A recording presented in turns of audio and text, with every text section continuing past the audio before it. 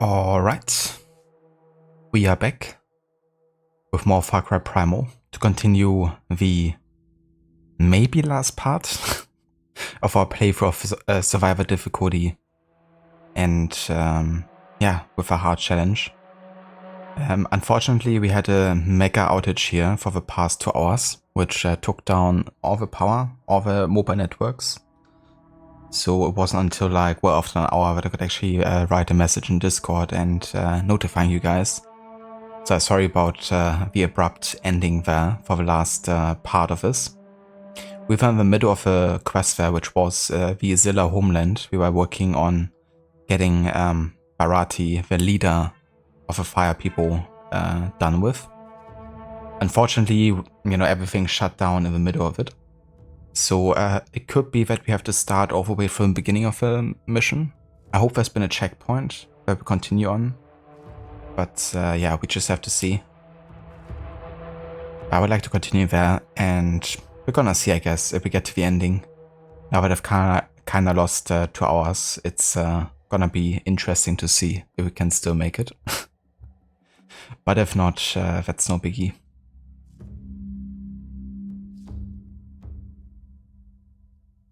Hey there, Dr. Darling, welcome back. I didn't even realize that today is my happy affiliate anniversary. I think I set it to be tomorrow, like a couple months back. Because you can like choose your date within like a month or so.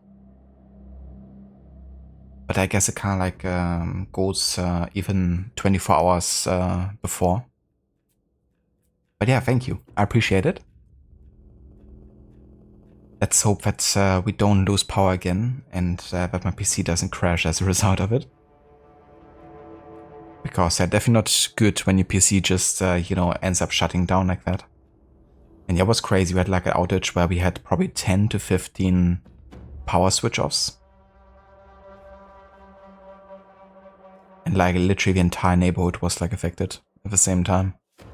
So no idea what happened there. I know, right? Like, it's not like we're particularly known for having like lots of outages. But yeah, it's certainly nothing I have really experienced yet. Like this.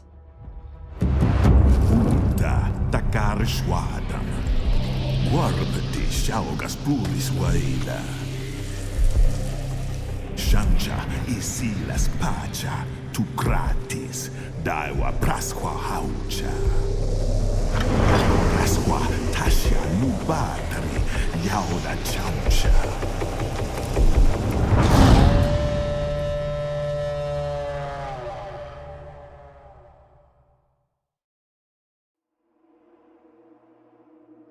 Okay, so I'm really curious where I'm gonna be spawning here. We have to redo the entire quest.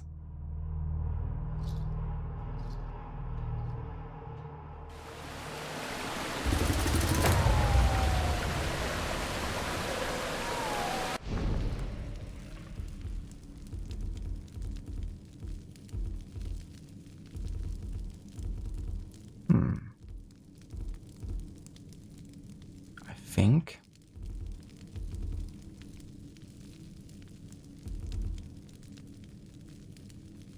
I think it did actually save something. Yeah, that's good. So we didn't lose like all progress here. Because that's one thing I was a bit worried about.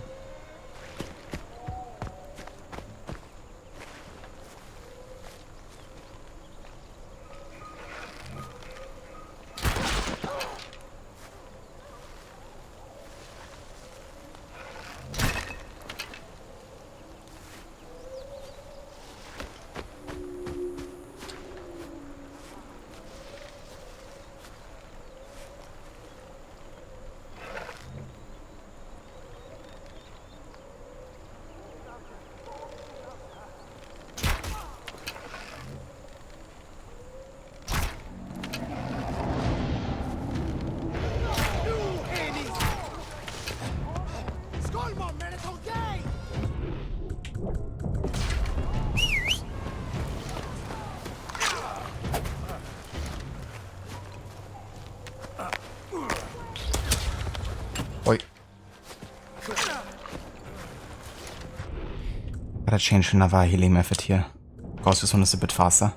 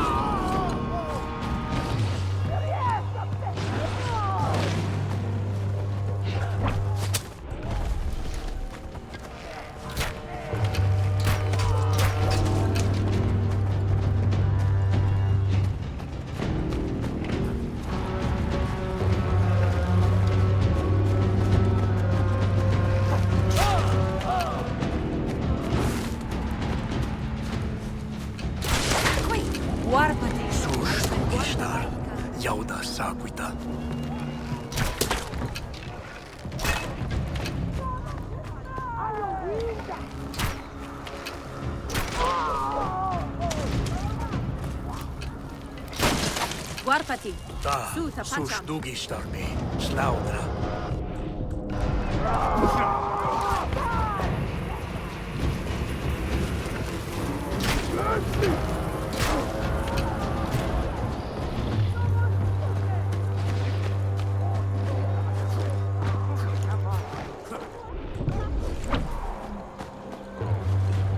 Warpati, Winja Baldahata.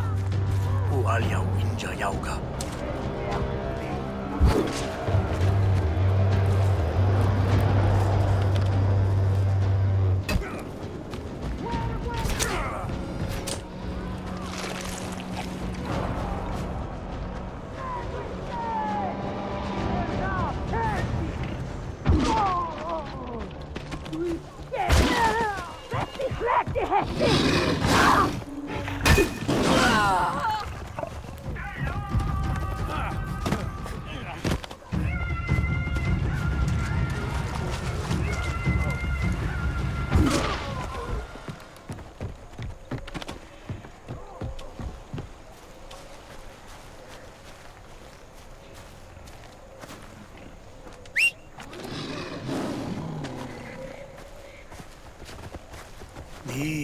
Ni.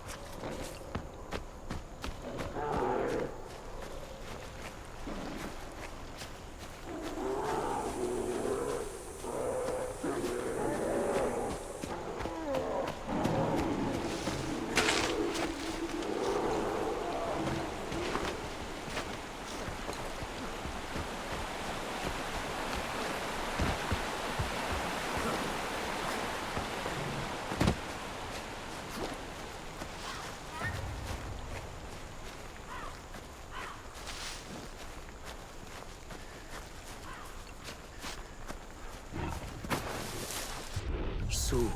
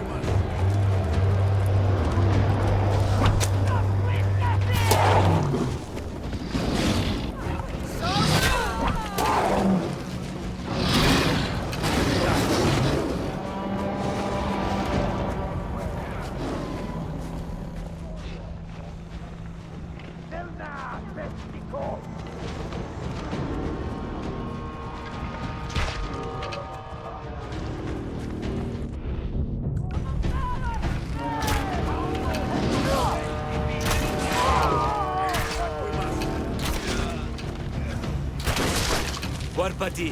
Winja. Dahis nasu. Jinaf.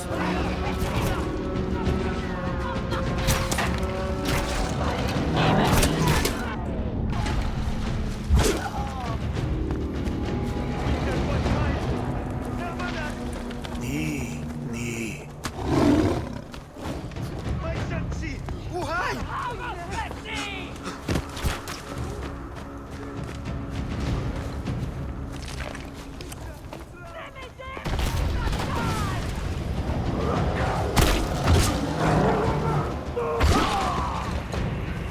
Tushi.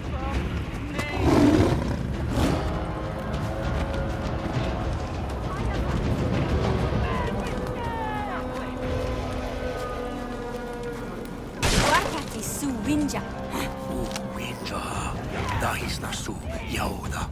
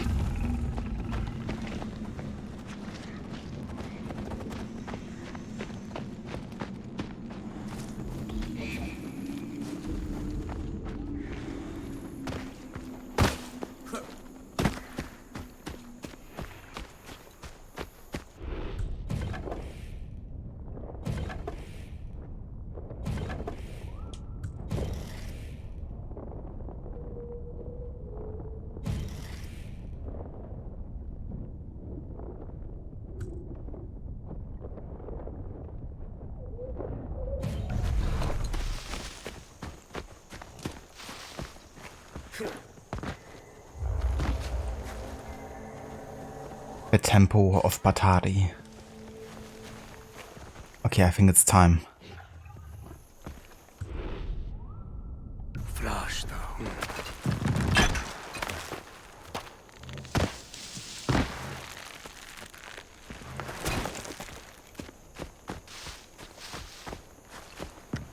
Hagni Waruha. Izila Winja Dagwa. Dahisnam. Sushalhain. Kratis Prashqua. Pacha Dausarsh. Ni Majis Tasla Haiskamas. Hatakar Anhai.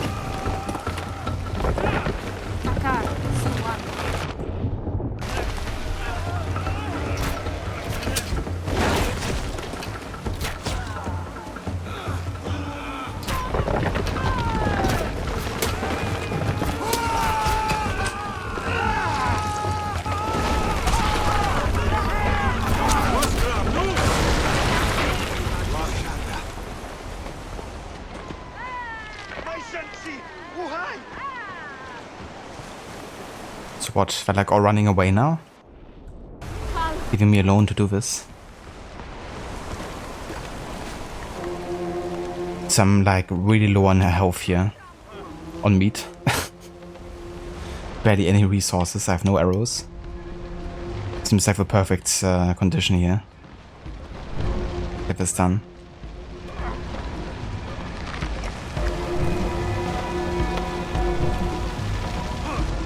Jesus, fucking fire spreading.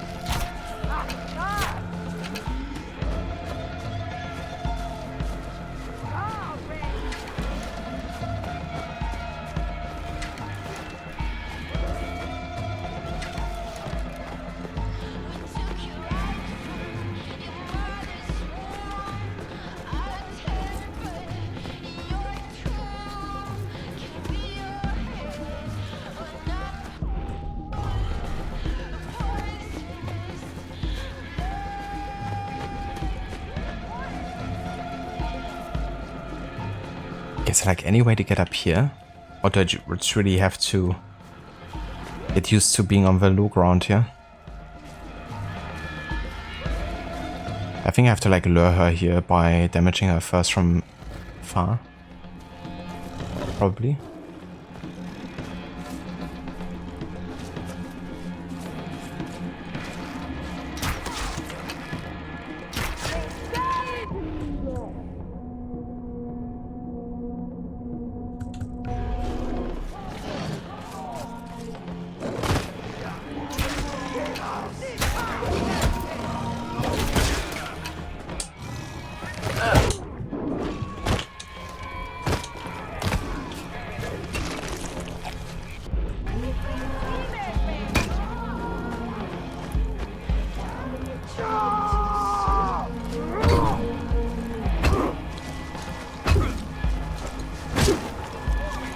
Fuck.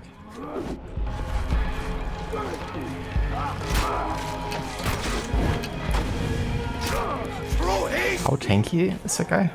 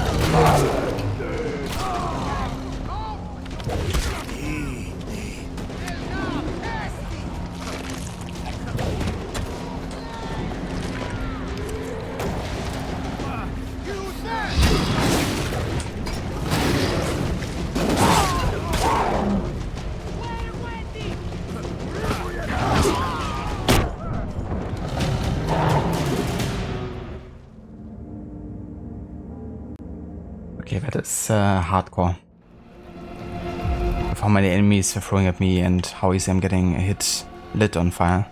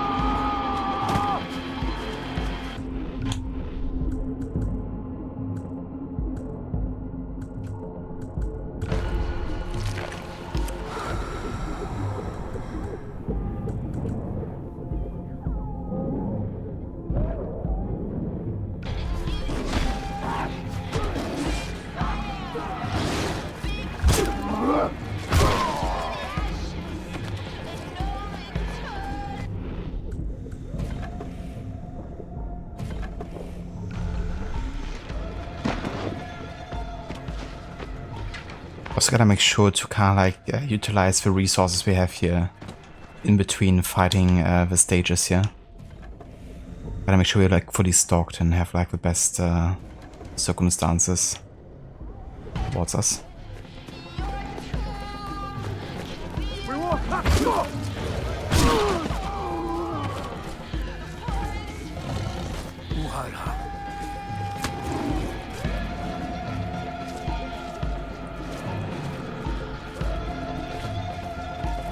Okay, I think we got all of the Zilla killed here, of this round at least.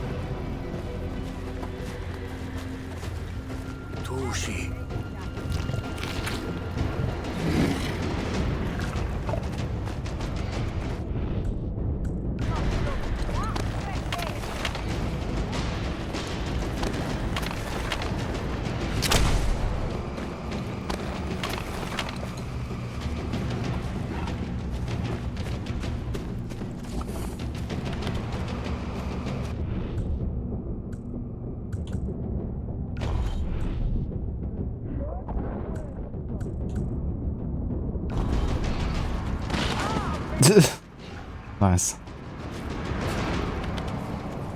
Okay, I need resources. We need...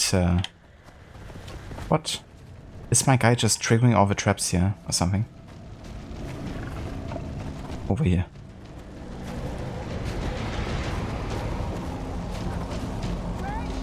Or do they just disappear after a while?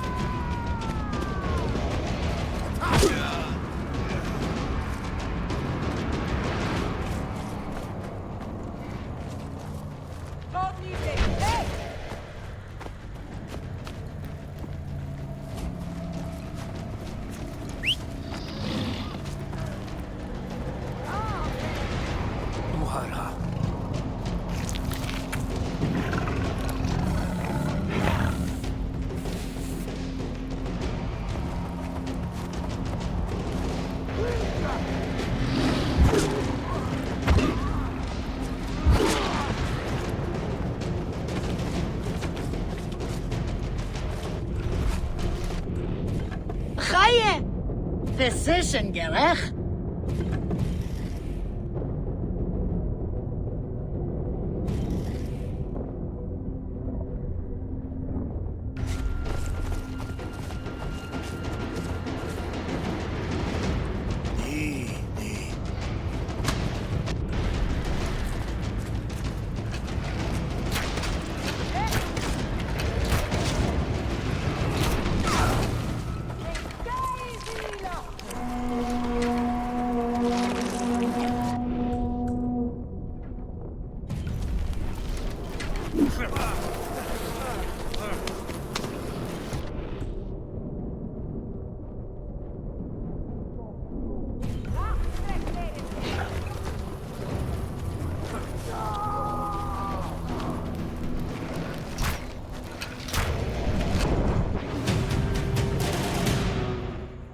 Dude, you gotta be fucking shitting me.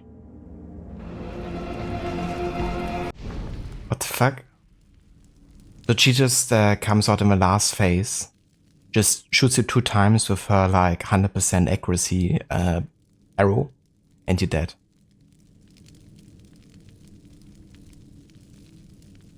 Like the amount of time it takes to even get to that stage, you know? Ridiculous.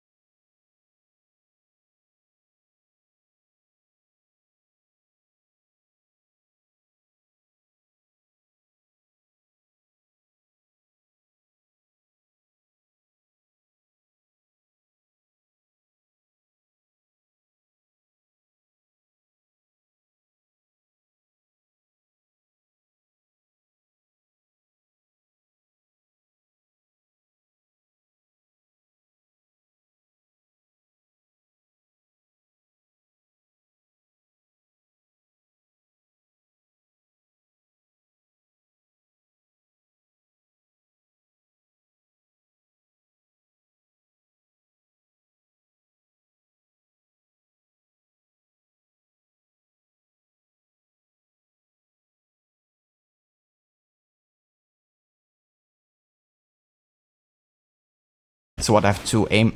I have to like... I get killed by my own saber-tooth tiger? What fucking bullshit is that?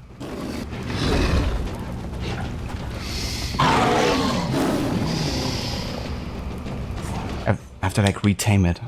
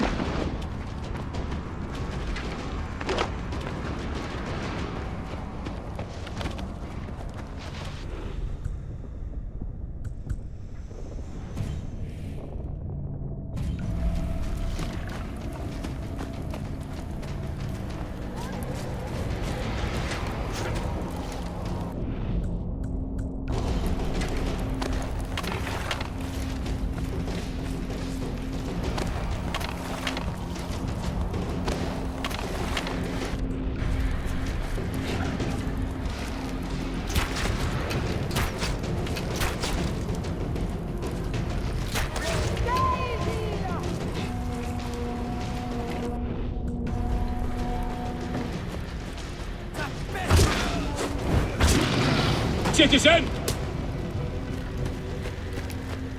Citizen?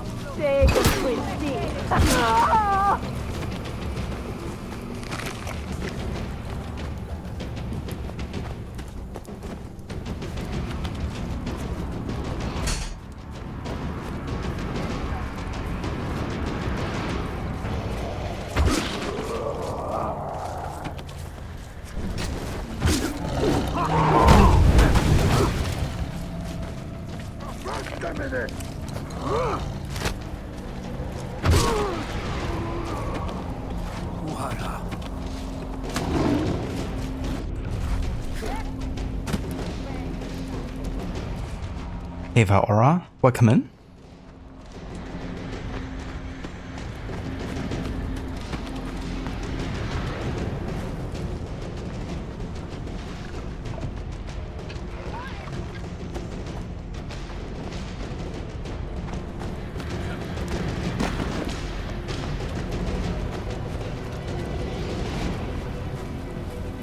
Okay, so the next one is gonna be the last phase, and she's gonna join, I think. Last time she killed me with like 2 arrows that I couldn't really dodge. But she was positioned in the middle row here, which is where I already placed quite a few traps. I would like to place more there. Make sure that she takes some damage because of them. I didn't throw bait. Trap.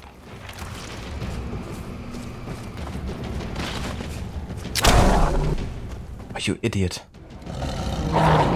Did you see? He just grabbed one of the enemies and put him into a trap, and because it's an enemy and collided with a trap, it triggered the trap and thus killed the saber-tooth tiger. Nee. It's like, come on, dude. Nee.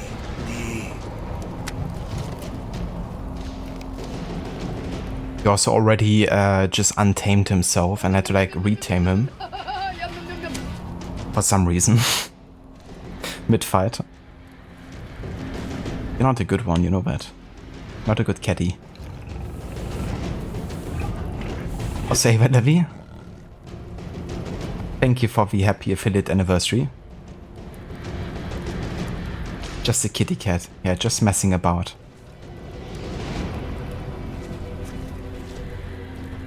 Yeah, so this fight is so freaking tough on this difficulty. And the next phase she's gonna join the other guys, and she can like two-shot us with arrows you can't really dodge. You have to kind of like debate it with like traps and bombs or something.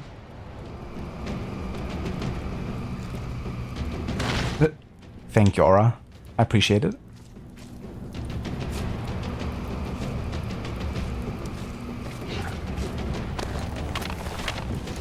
I wonder if there's like a maximum of traps I can place.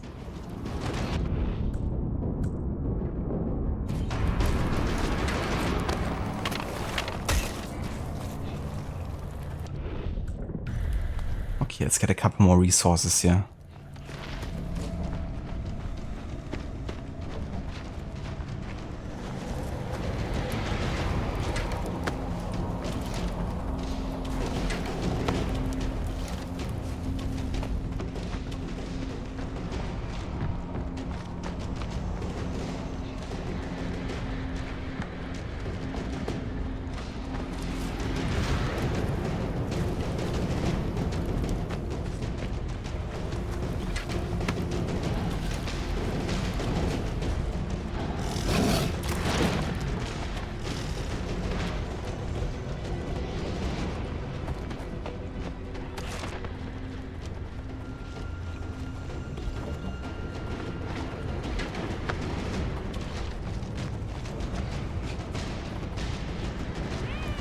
Oh yeah, Levi has been playing a bit more Forza Horizon 2 recently.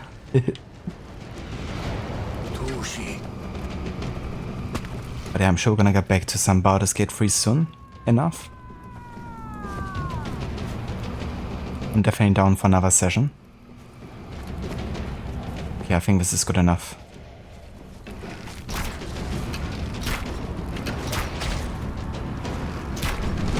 Jesus.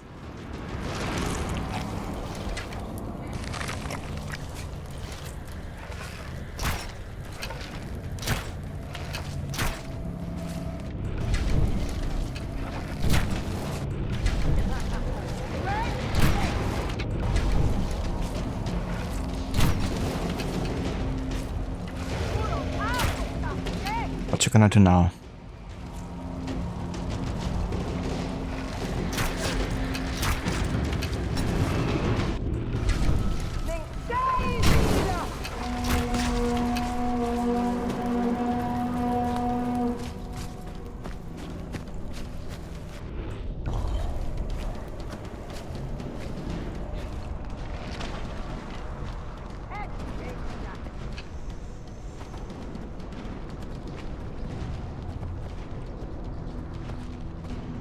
Come on, run into traps.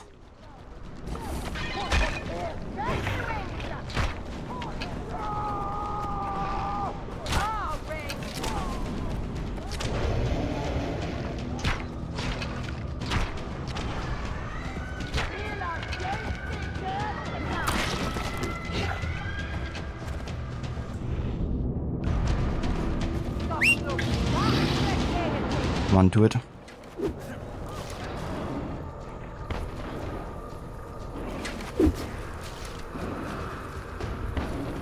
Kill her, please.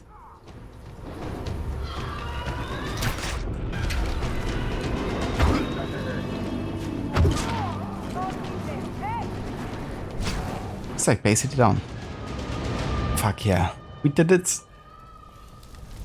kinda debated it, but I don't care.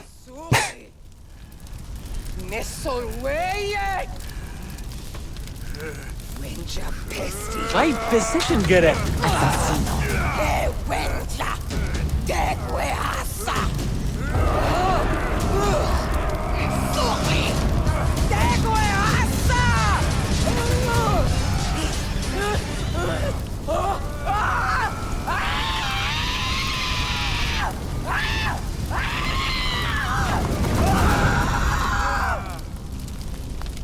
Toasty.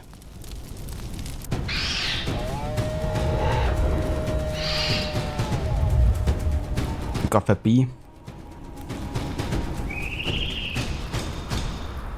Nice and crispy. Indeed. Yeah, she has burned countless of our people, so this just seems fitting. For her to end like that. With a taste of her own medicine.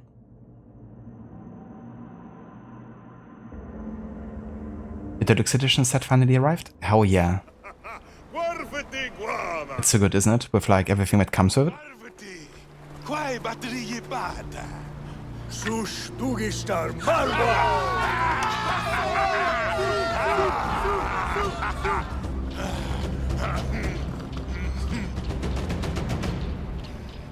Aluhu sakwamat. Winja wakwas takad. Warpeti swada.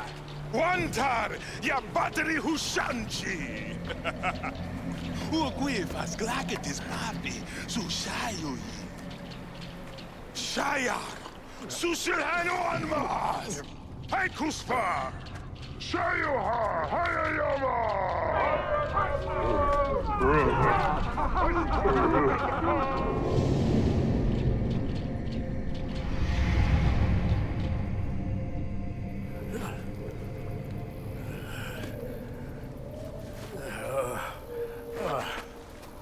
You know, just some prehistoric tripping. Just drinking some blood mixed with whatever is in there. Maybe some ice, couple of herbs. The usual stuff.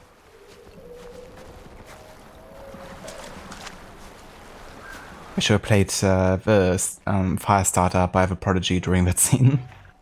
That would have been fitting. I definitely wouldn't mind some Prodigy. Reminds me of the Easter egg in Valhalla with the quest Smack My Bishop. As a reference to Smack That Bitch Up.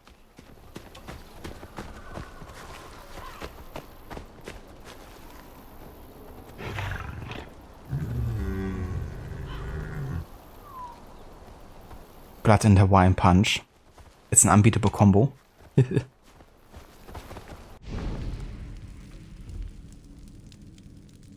Okay, so now we can talk to Roshani. He's one of the fire people we basically recruited to our village. More like we took him in captivity and then forced him to give us the knowledge of a fire. And then we built a hut for him and he decided to settle with us.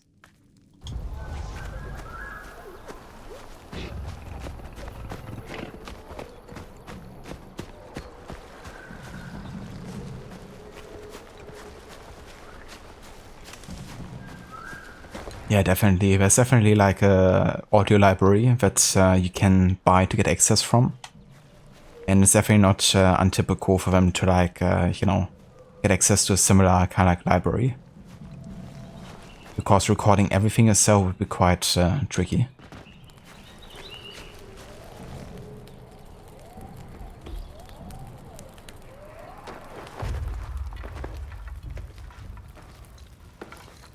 Maita. Karwi bishausa. Da winjaha. BATARI uguanta. Izila nuenja dwaya. Nuta schlaudra. Kunasta.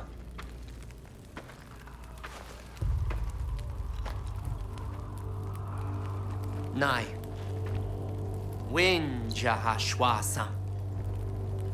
Quai shwadata. Quai shizila wenja hashwasa? Numas mash da chai magata. Winja hajrasu. Ais izira sashman shwagaita. Wenja hadra. Ma muducha. Tu hajra. Duchanta.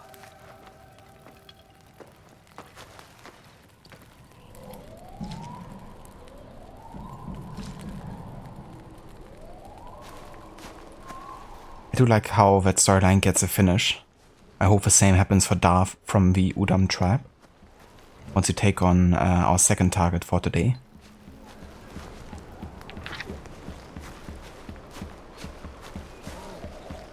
It sure is. Yeah, that's the Leonidas voice actor. He also voiced Nikolaos.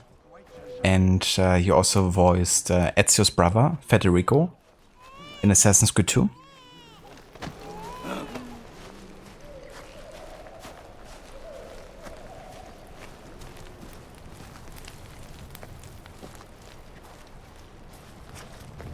Okay, we gotta refill everything here, because I lost quite a few resources in that fight.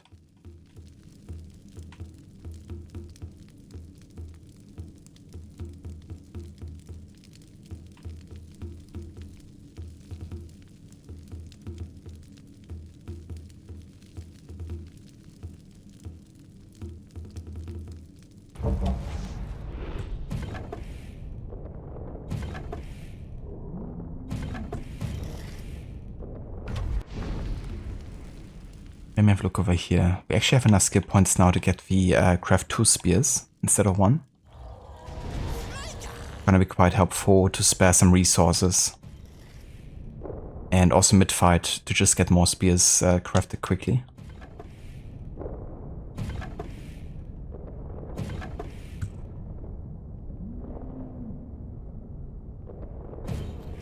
He also voiced Prometheus in Phoenix Rising. Ah yeah, I think I remember hearing him.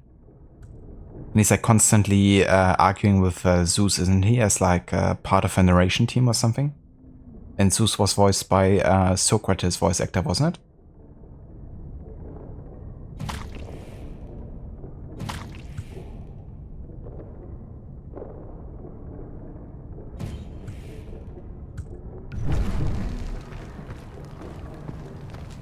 Yeah, to be fair, I like the two voice actors quite a bit. And, I mean, Socrates I also enjoyed to some degree in Odyssey, so I think it's nice we made a return together.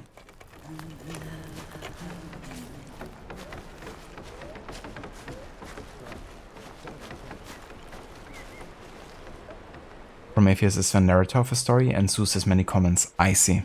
Yeah. I watched a bit of a beginning, kind of like the introduction. And then I watched playing catch-up, play through quite a bit of the game. So I got a good impression of the writing.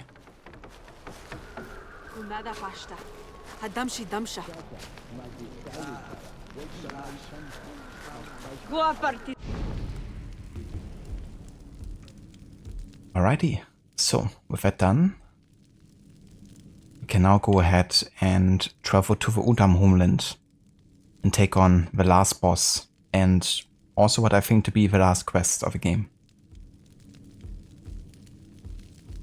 I have to go ahead and rest a bit more before I can travel out here. And I also have to do a bit more resource gathering. Get enough health and all that.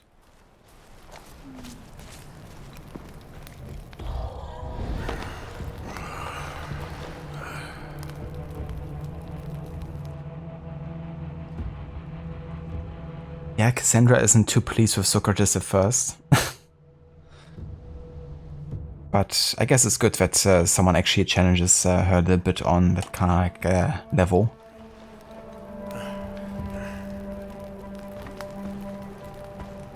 But yeah, as a player I guess you can also get a bit annoyed at Socrates by how he like constantly asks like more and more questions. Get your answers. without going into much risk himself to kind of like, you know, really make a statement.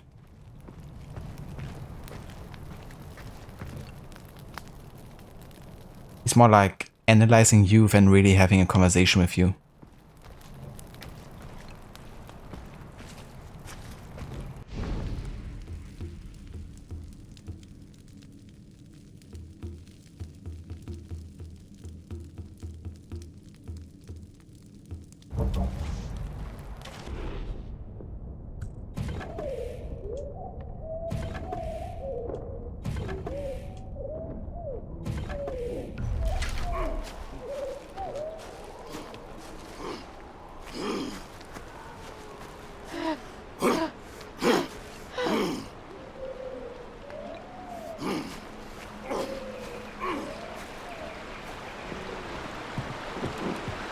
What is Tensei doing?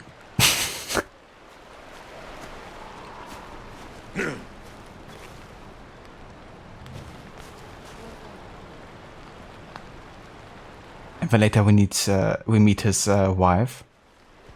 Yeah, in one of the Tales of Greece, wasn't it? The Lost Tales of Greece. It's been quite a while since I've done them. But I think that's where I meet his wife. When he's like being prosecuted or something.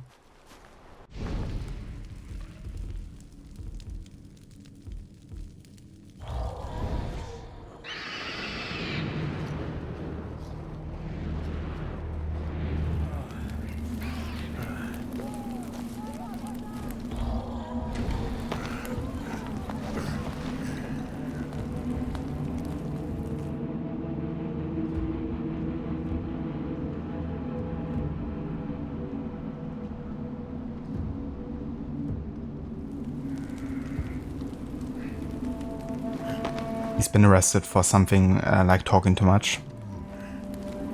A classic Socrates move.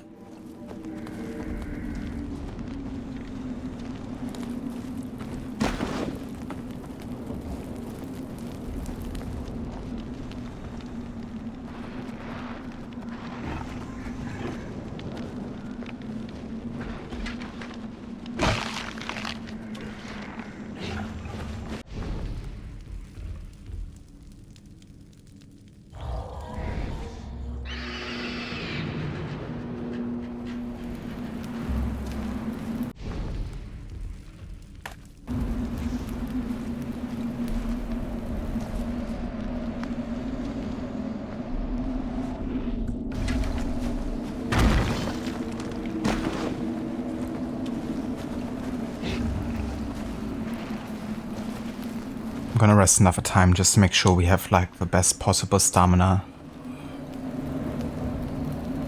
Because I want to end up, you know, running low on it like midway through the boss fight.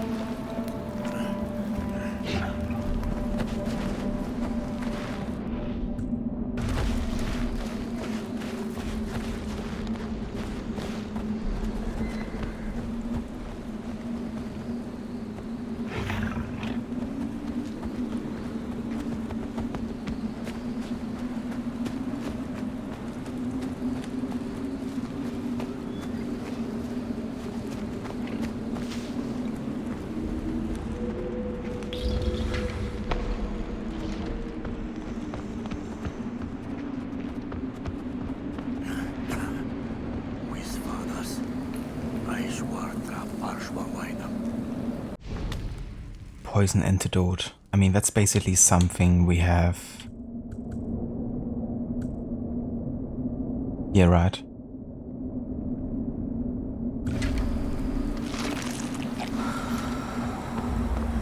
It's gonna shoot us.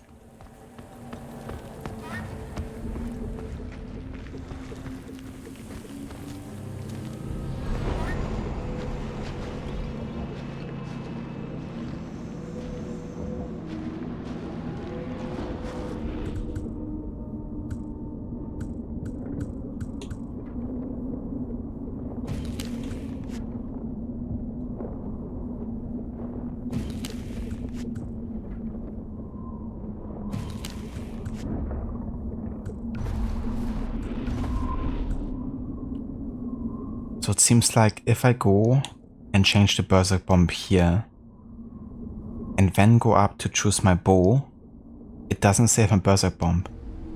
Because I then go back and it still says Sting Bomb. What you have to do is actually go and choose a Berserk Bomb, then go out, then go back in, then choose your bow. I mean, technically I don't have to re-choose the bow, but still, it's kind of a bit weird. And even then, like, it didn't save. Why is it not saving the Berserk Bomb? Huh? Again, it's going back to Sting Bomb. Like, the game is straight up not allowing me to use the Berserk or Fire Bomb. They sure do. Yeah, they have Berserk Bombs, they have Fire Bombs, they have Berserk Shards, which are basically like, you know, Berserk Darts. You have like throwing knives, essentially. There's definitely quite a few mechanics you would also see in another Ubisoft game, like Assassin's Creed.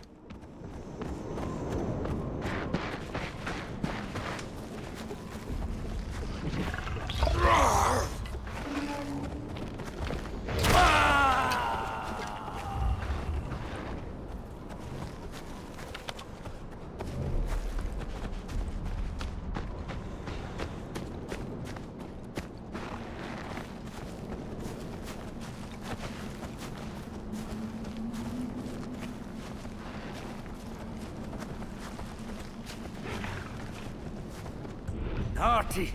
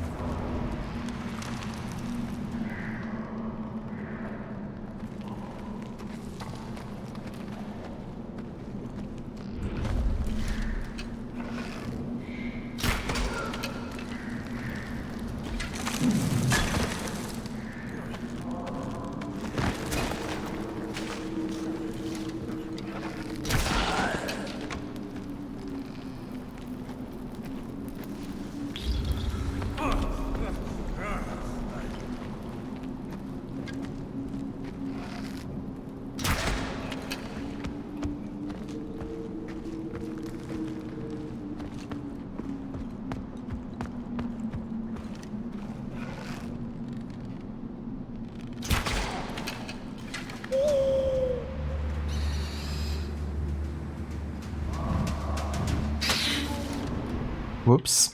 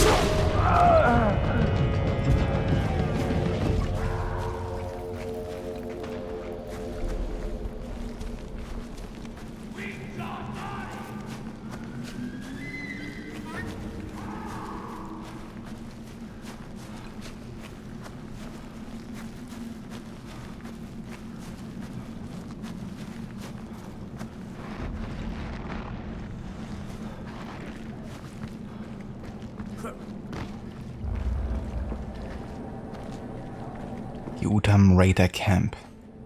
Okay, let's go ahead and scout a bit.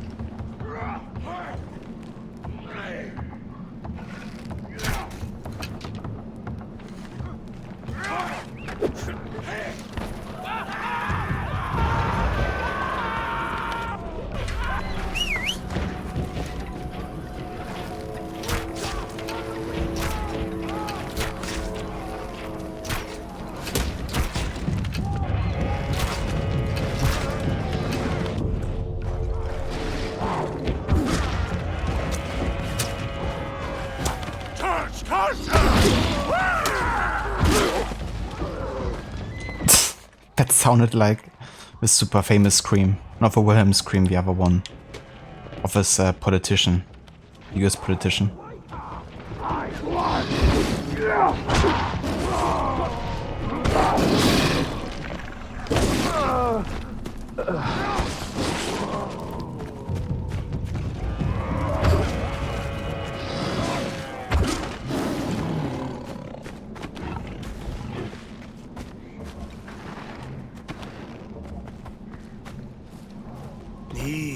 Nee.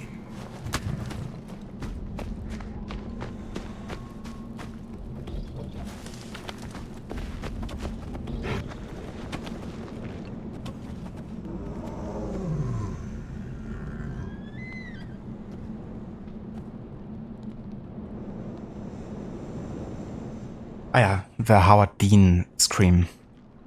It's also one that gets famously used in like all kinds of TV shows and movies even. It was also featured in one of the Breaking Bad episodes. And I'm pretty sure they used it just now for one of the enemies. Which is pretty funny.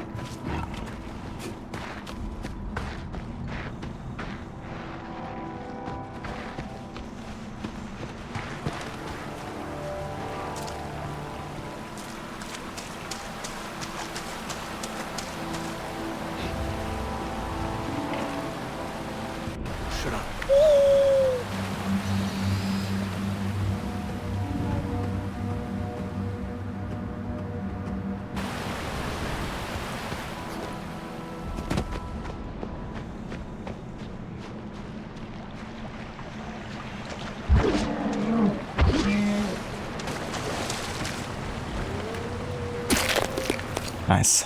I need actually 1 Torx skin here. One of the crafting upgrades, which is the guts bag. We can now carry 6 bait, 20 meat, and 20 animal fat. Means we can now basically get as much health as possible.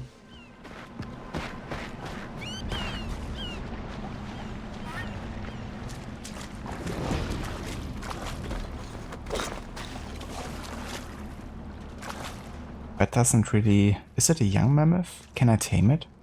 I think I'd rather not try.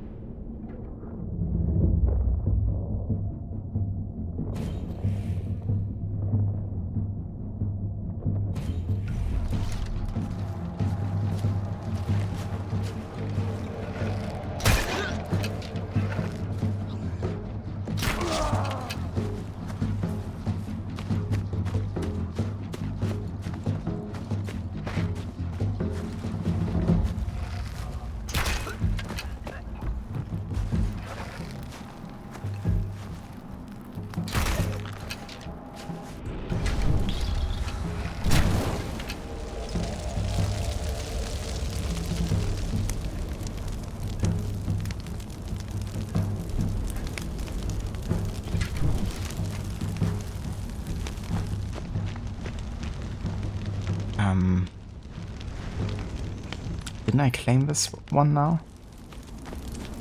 Because I'm pretty sure I killed all the UDAM here.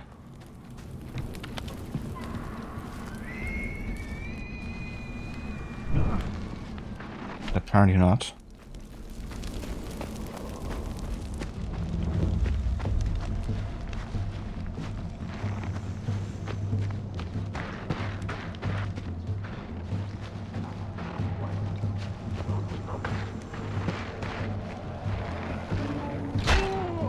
Ah yeah. That was the last guy.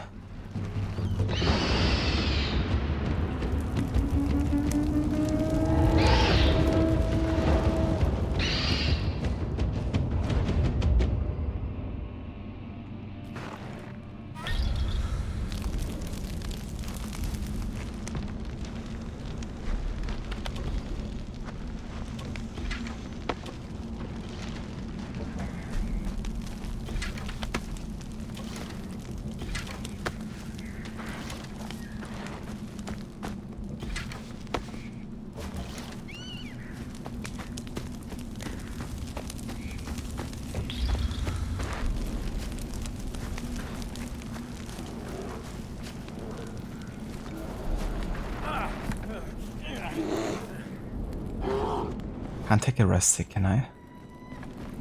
Not during a mission.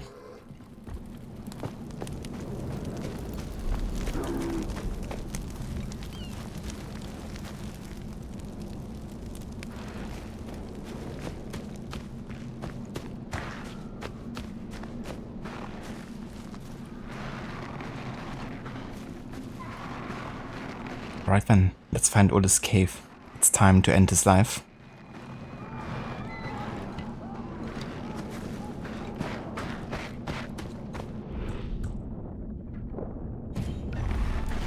I really love to craft more traps for. Just need to find more wood, but there's not really much around. Assassino! There's some over there. Odin. I mean, this environment definitely gives me Norway vibes here. In Valhalla.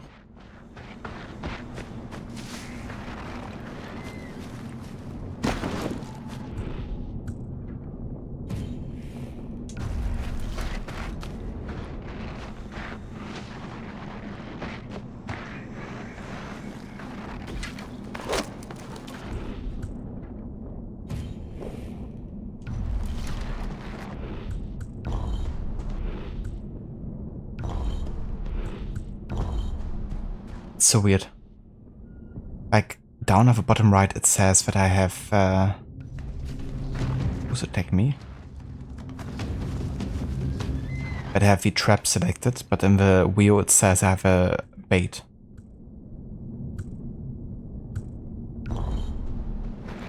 Same here. It says I have a sting bomb, even though I have selected a fire bomb. And if I throw it, it's a fire bomb. Well, at least I can use them, I guess. But yeah, it's a bit irritating, to be fair.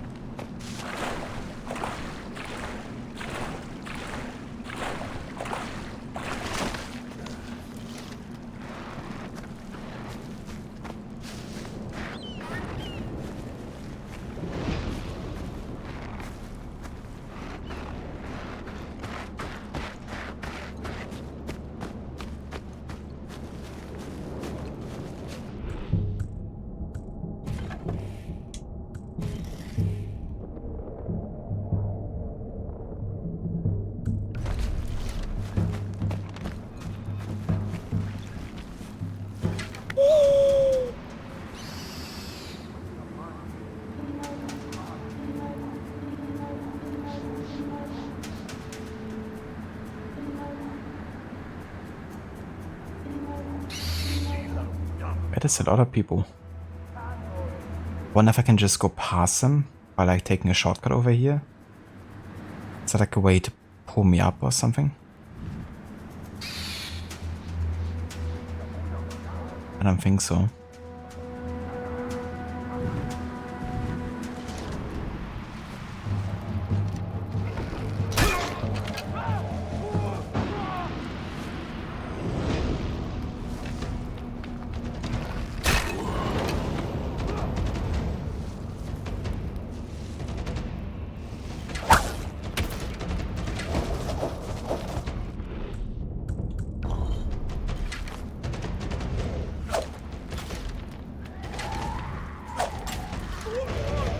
How did they see me?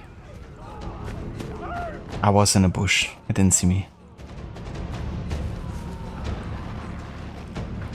I think it's kind of like the typical Ubisoft stuff with the berserk darts. Kind of like messing with stealth pretty much.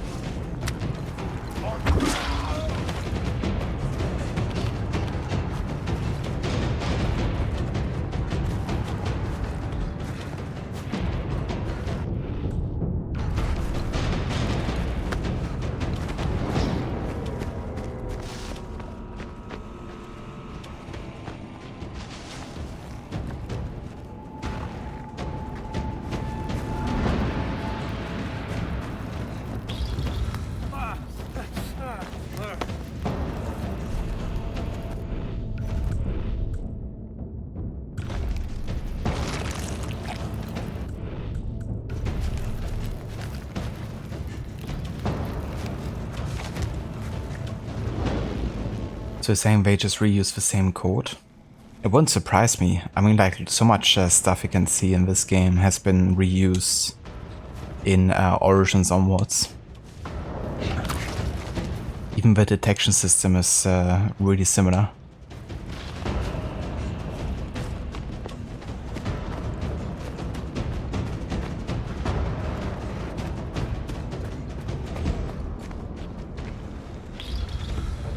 But it's of course also the same studio working on this game that worked on AC Origins.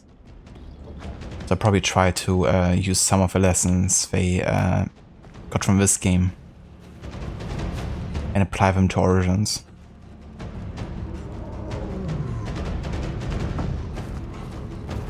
Yeah, Ubisoft's definitely famous for reusing their ideas. I mean, looking at Odyssey and Mortis Phoenix Rising, for instance.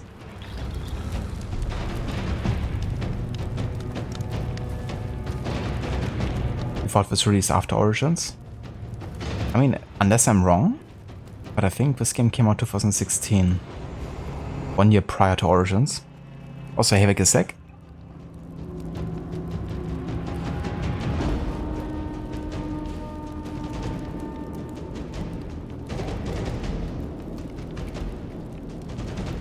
It came out about 1.5 years before Origins, in February of 2016.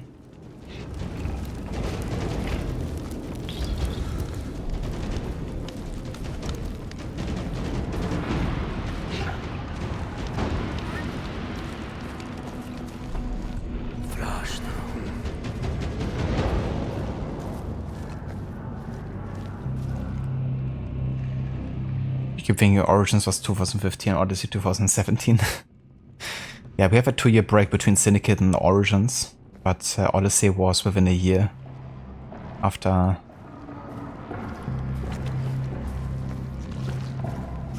Origins.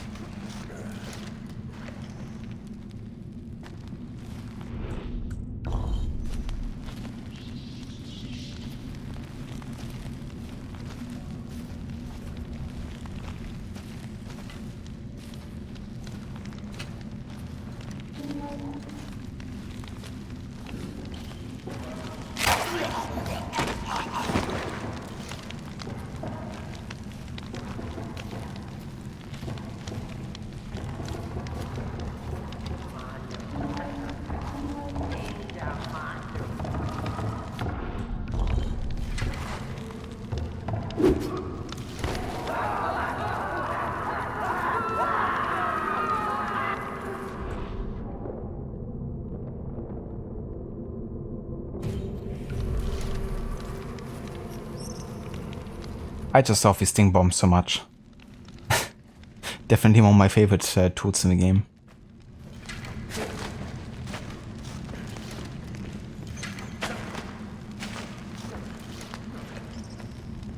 But this part is a bit tricky because it would really be resorting to a minimap a lot, you know, to look at enemy positioning. But given that we don't have that, we have to be quite careful here. Look around every corner.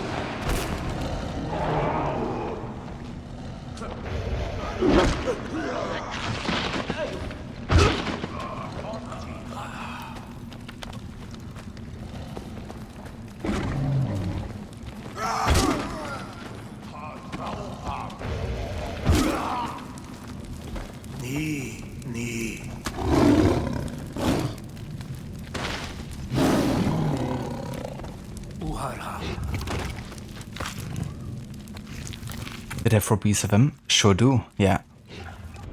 We have something called a sting bomb. Combining animal hide and a bee cluster. And it's so good. It kind of like stuns and damages multiple enemies at the same time. And if we're weak enough, it even gonna kill them. That's a really, really good tool to have.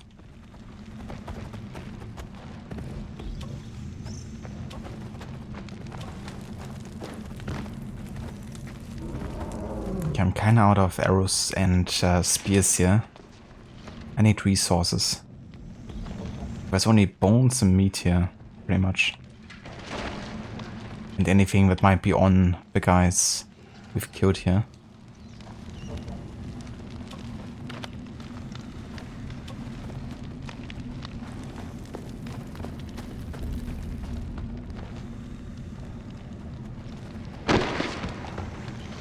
Must be more, right? Like something?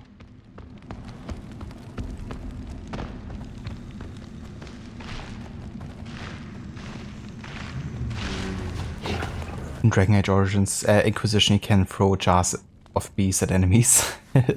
Nice. I like the idea behind it.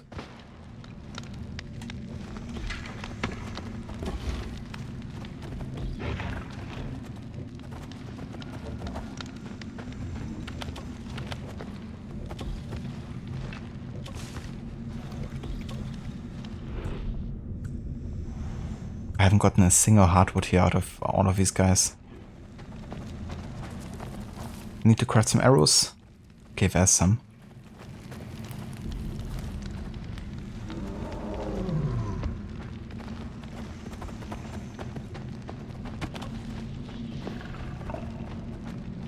Okay, let's carry on.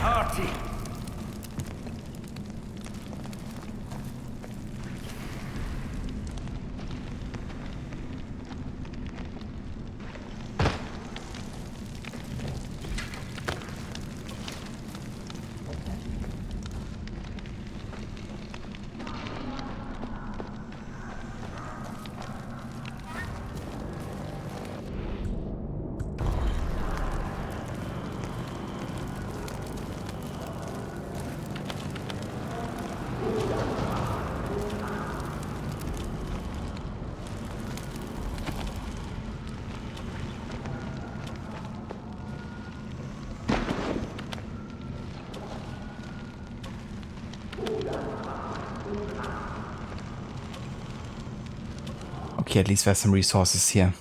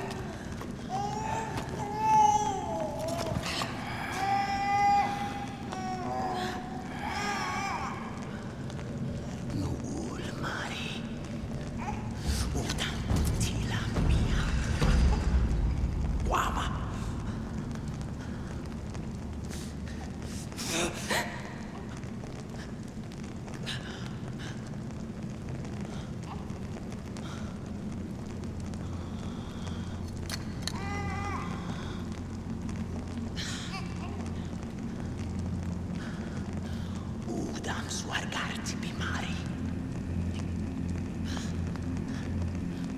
Winja parumansi. Wifa.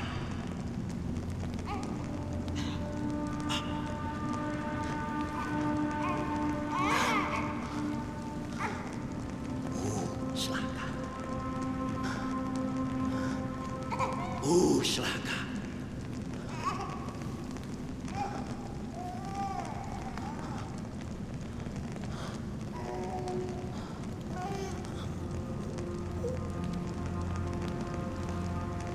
Schlau Dragwash.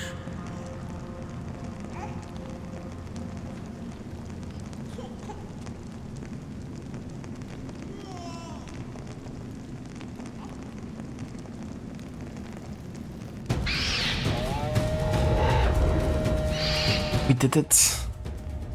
The death of U. I do like that there's like almost a moment of redemption for him, you know, in like sparing the kid and giving it to us to protect. Sayo dinastas. Tushwarhas. Ul Marwa Hasa.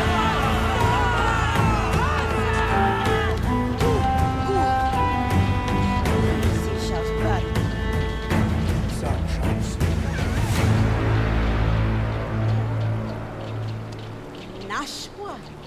Bal. Shaus man.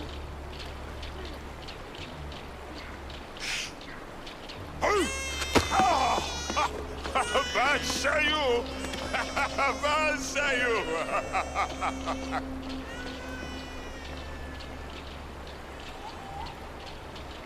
Wenjai. Palhuman sidaftata.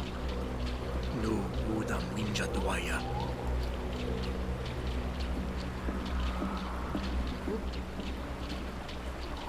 Put shlawata.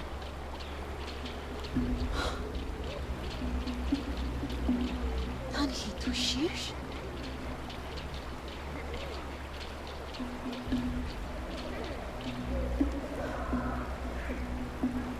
Ay kuspa marwa winja. Sasash.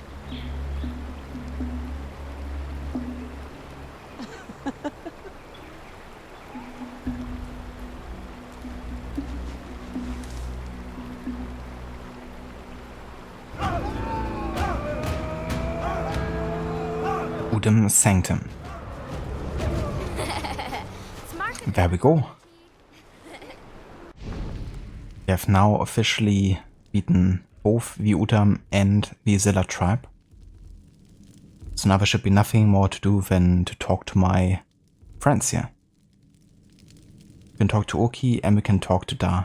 I'm gonna go and talk to Da first, because he's the guy of the UDAM tribe, kinda like,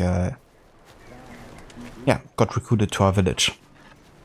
Now that we have killed the leaders of the UDAM.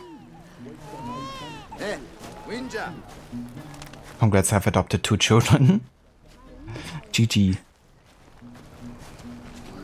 Thanks for the success, Dr. Darling. I again had to cheese that fight a little bit, but Ulla is also like so freaking tanky. And that was already the case in normal difficulty. Like I remember dying quite a lot, I think, to Ulla. So I'm glad that I made it this time, second try.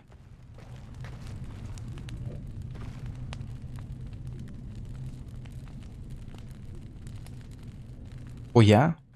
Yeah, the more you know, Aura. We were quite the trendsetter here in 10,000 BC. We also invented the pretty popular trend of agriculture. In addition to the tester. Da. Bal. Yao. Dan.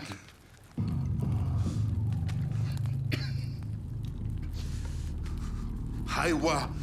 Ul. Balar. Nu. Ul.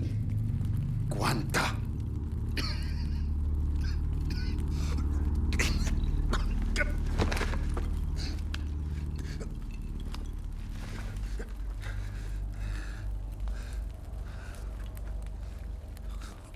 Tabal. Malchasar. Mubal Hasar. Kapal pur. Guardu marti par.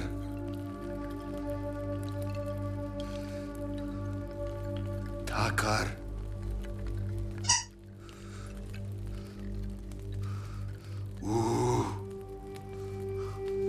Da. Guan.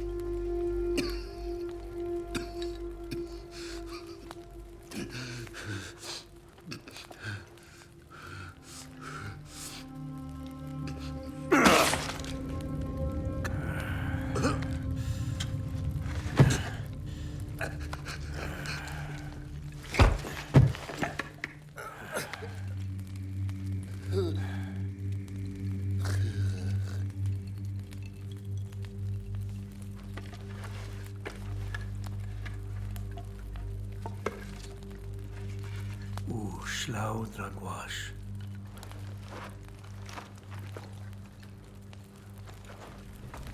Damn.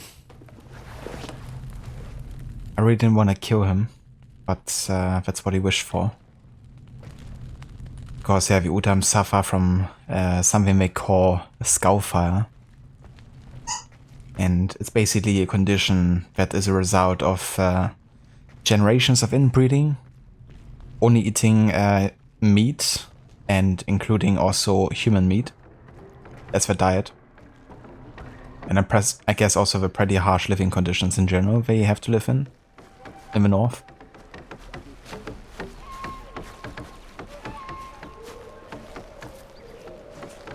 So he rather wanted to die than die to his genetic diseases.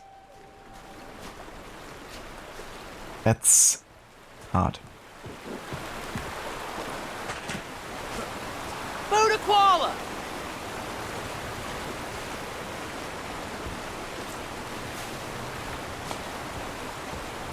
Buddha Koala! Arsh. Erky Palhu Winja White. Erky Chamana. Dam Shadaha. Manta Quabrashtar. Erky Winja Quayauga. Sama Pai Cha Daft Mass. Huh? This guy, he's like, look at me, I just found this whole tribe here of Wenjas. You're welcome to stay. Not like I, you know, build up this entire place from scratch. Uguam! Winza! Guarisamas!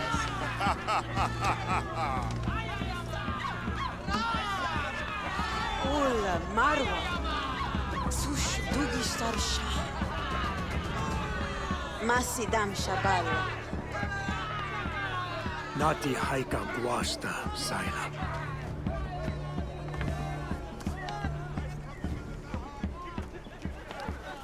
Salwa Urus. Winja Nashman Waida. Takar Nashman Dwayarish. Shaja! Mas Guarbiti Guarish! Tipal Shayu! Winza! Yoga! Takar Guarbati! Takar! Guarbati! Takar Uhar. Nu Tibrayash Swarsta.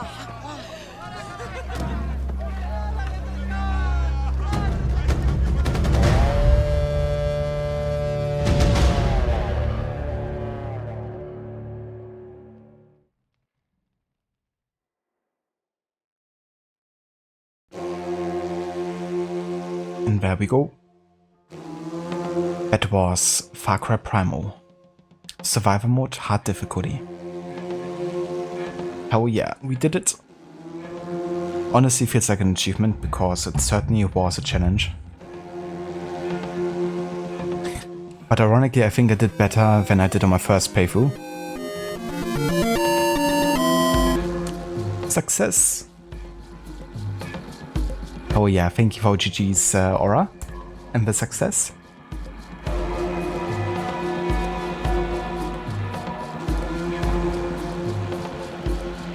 But I have to say I really enjoyed my replay though. I like still the idea behind this game, you know, like going this far back into time, especially for a game that's more known for modern, you know, like settings and gameplay. I think it really works quite well, at least for the most part. I would say the game definitely has like a lot of content that might get repetitive to some people. But if this is really like your jam, you know, like the setting and like if you don't mind gathering and hunting a lot, then you could play this for ages and not get bored, I think. But yeah, like one thing I definitely learned with Survivor mode is that you become much more of a prey than you're used to being a predator. Especially at the start, you know, when you still get like stunned and then basically one-shotted by most of the animals you encounter, like any big animal or any like, you know, predator, like saber-toothed tigers, they're gonna maul you in seconds. So I can only imagine how it would be like playing this game on permadeath Survivor mode, because that's actually the setting you can go for. You can play like permadeath Survivor expert difficulty or something.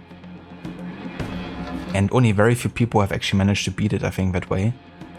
And if you do, then the whole team has like recorded a video thanking you personally for playing through the game like that. I'm not sure I'm ever gonna try that. I don't think so. I mean, in this playthrough we died, let's see.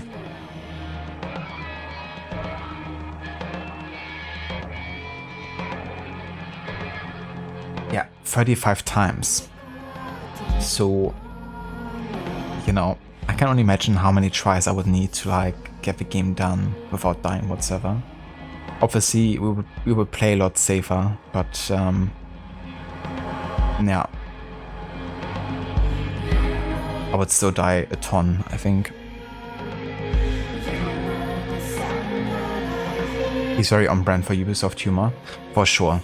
You have seen this kind of dude in many different Ubisoft games. Also, hey Velitis, welcome in. Thank you so much. Congratulations. How's it going? I hope you're having a nice day so far. Don't go. I was actually meaning to stream for longer today, but then we had an power and mobile network and internet outage for like 2 hours almost. So we had to interrupt our stream earlier and then come back with it. I'm glad we made it through the game in time.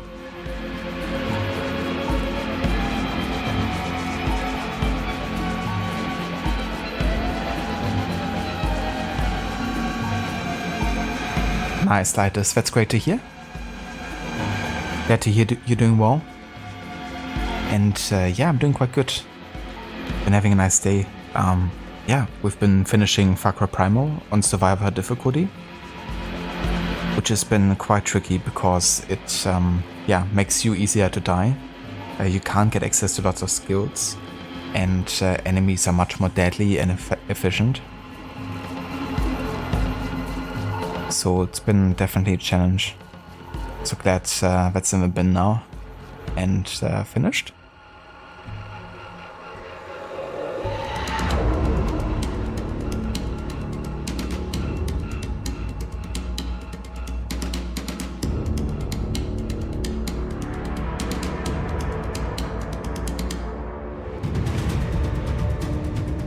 So yeah, now that we finished Far Cry Primal, we have now also finished in the timeline order the years 10,000 to technically 5,000, because we're not going to be playing any game set in the meantime.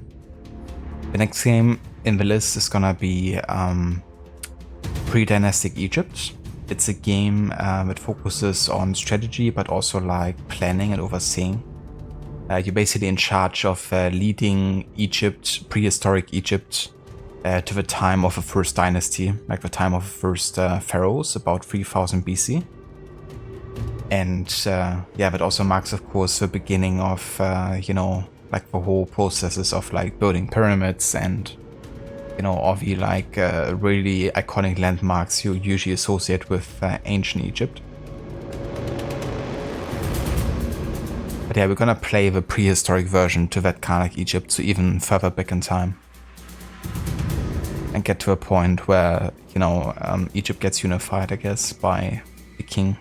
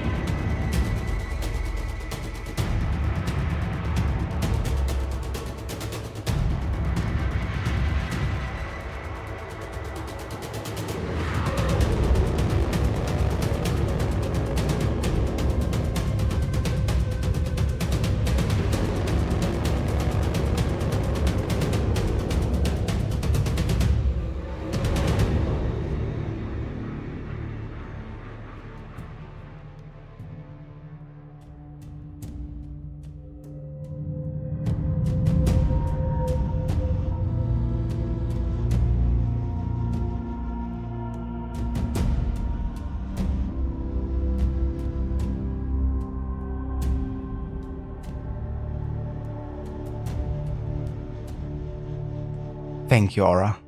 Thank you very much. Yeah, it feels good getting this playthrough done, I have to say. Because I was a bit worried about the boss fights. Given how easily I've died in the previous, like, outposts and stuff. But yeah, getting more confident with the skills and like the different tools and stuff has really helped.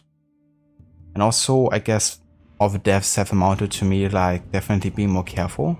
So ultimately it worked out quite well and I was like better prepared for the boss fights when I was my first playthrough. Also gotta give credit to Ubisoft Montreal because like many times, you know, they've kind of like proven to be trying to be innovative and for it to actually paying off as well, I think. Because, you know, as we said, like this game has been hugely influential when it comes to like modern, you know, Ubisoft games. A lot of the mechanics are like directly based on Primal, really. But I guess to a degree maybe also Far Cry 4 because Primal is kind of like based on that engine. But yeah.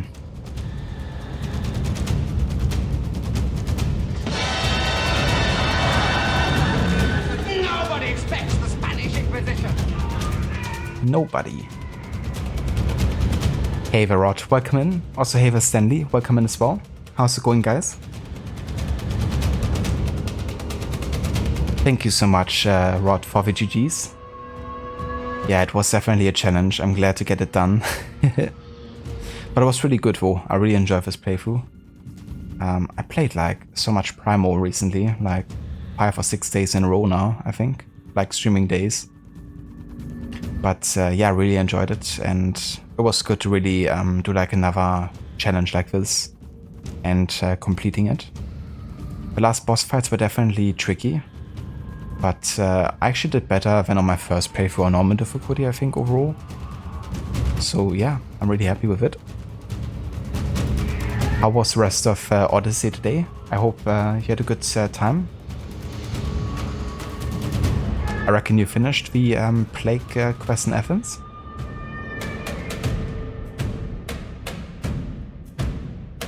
Ubisoft Montreal is the best Ubisoft studio, changed my mind. For me, they definitely are my favorite studio. They definitely have made my favorite games.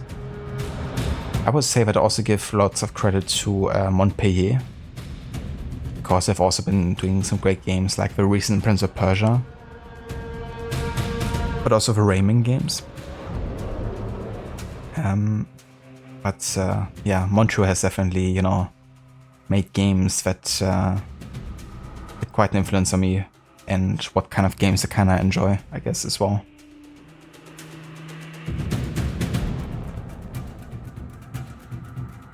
Thanks, Stanley. I appreciate it. Thank you for the happy anniversary and the GGs.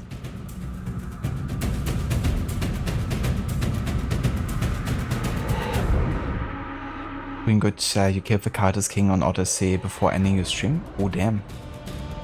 So you're already up to that point of like having met the Spartan Kings and also you also finished their demands? That's some great progress for sure. Do you think you might be finishing the game next time? I wasn't sure actually if you're doing the main story or if you're also doing the Cultist and Mythical Beast quest as well. Are you like trying to achieve all 3 endings, or are you going to just focus on the family storyline?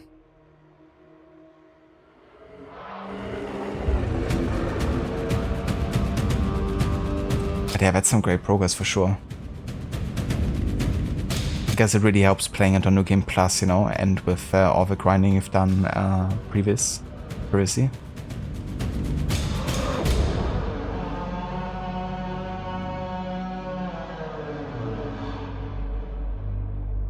Definitely did. Yeah, I should really go ahead and play some other Far Cry games in the future. I've been saying that 4 years ago when I played this game as well. But I think I would definitely enjoy them.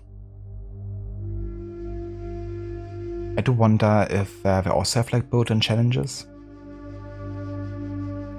Because the survivor mode is of course like much more exclusive to this kind of like setting. But it would be cool if there was like also an option to like change certain parameters to make it more immersive and tricky.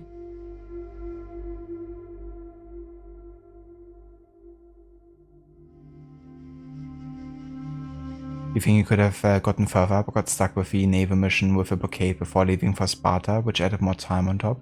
I see. Yeah, the naval stuff in Odyssey I kind of like dread most of the time. And that's coming from someone who usually enjoys the naval gameplay in AC games. In Odyssey, I guess you just have to dedicate so many resources to the ship to be really effective, and even then they always like scale with you. Which kind of like makes them more damage sponges sometimes, if you're not really dedicating resources to the ship.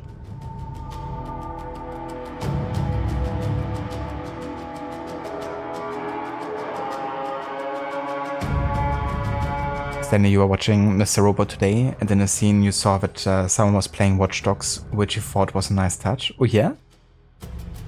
Yeah, speaking of Watch Dogs and media, like movies and shows, there's a Watch Dogs movie now in the works, apparently. They started shooting like just a week ago or so, apparently. Now, I don't expect that movie to be like excellent. Honestly, like my expectations are quite low. But I'm definitely glad to hear that they're still working on the series, you know, like that. Because we haven't had the game since Legion, and they haven't announced anything since. And Legion itself was kind of like a bit of a dividing game, I guess. Like not everyone enjoyed it quite as much as Watch Dogs 1 and 2, me included. So hopefully the movie does well and is good, and they see it as a sign to maybe, you know, work on another game.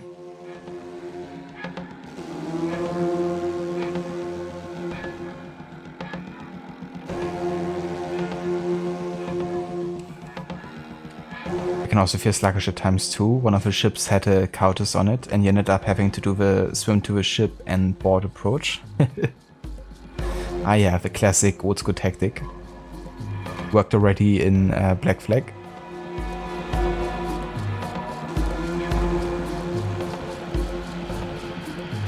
But I definitely can be sluggish.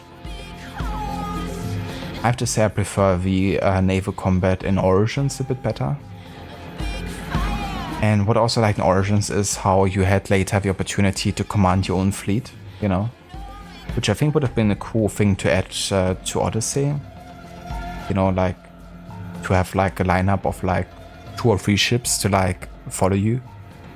And similar to the enemies, you know, like often mercenaries would also have like their ships accompanying, or like, you know, Cultists or whatever. And then like being able to like call on the catapults and stuff.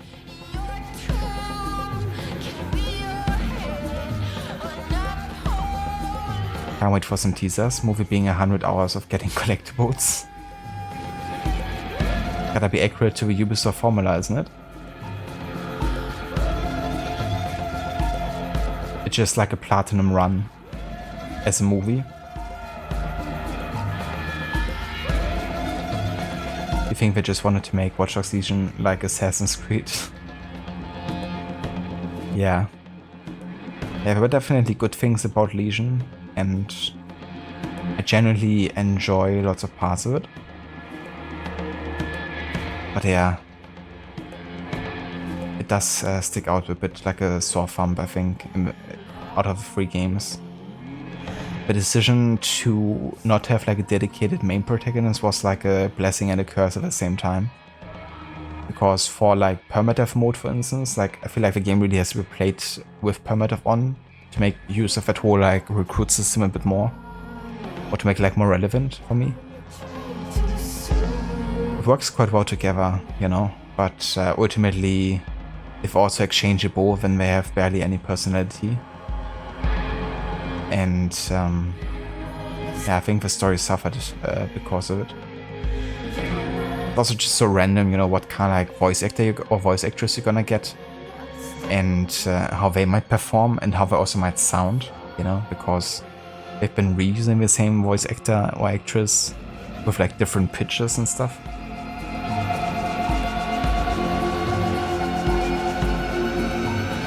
The fighting ring was too short. It definitely wasn't enough fighting minigames. Yeah, the minigames in general, like the football stuff, made me nauseous. Like the amount of concentration you had to have like not have like one single wrong button press. Then they also had it like laid out so the button presses weren't really aligned to like where they were positioned in the game, I remember. That was like constantly mixing up like I think right trigger and right bumper or something. So I never managed to get like a really high score on the football minigame.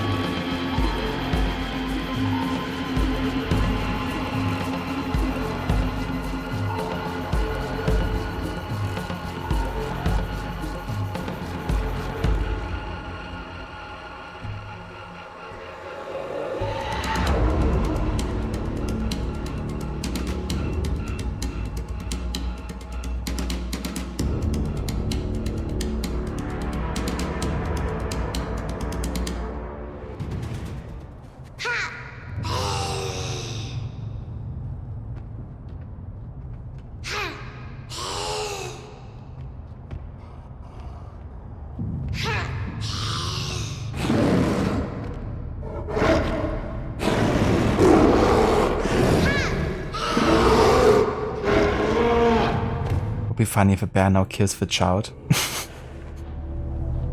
It's like, mess with the wrong one. But yeah, this child is experienced.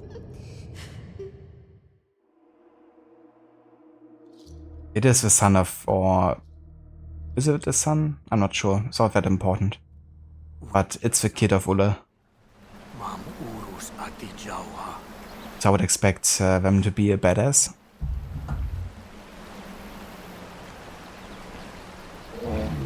And there we go. That is Far Cry Primal completed. Let's have a look over here to finally observe and oversee the land of OROS one last time. The snowy mountains in the north.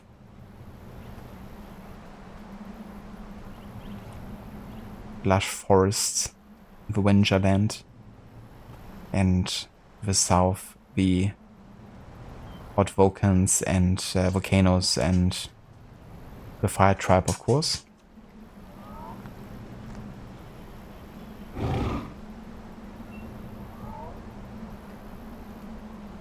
Honestly, not sure, Gislek. Yeah, it's been quite a while since I played Legion. I think it's been probably at least 3 years. I played it in 2020 when it came out, and I played it the year after, and then I was like so burned out on the game that I didn't replay it since then, I think.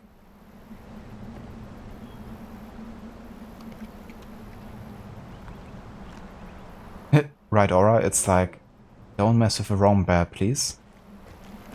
You're gonna get yourself killed and eaten. Of the original Christopher Robin and Winnie the Pooh. That's how it started. That's what the story really is based on this prehistoric event here.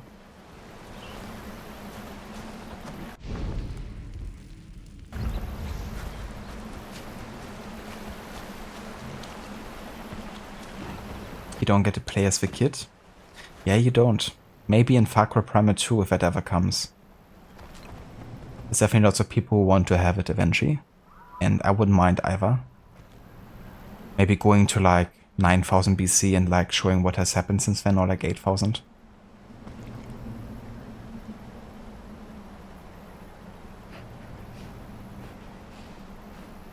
Because I could try some Watch Dogs Legion playthroughs offline, but stopped mid-senior only playthrough. Oh yeah?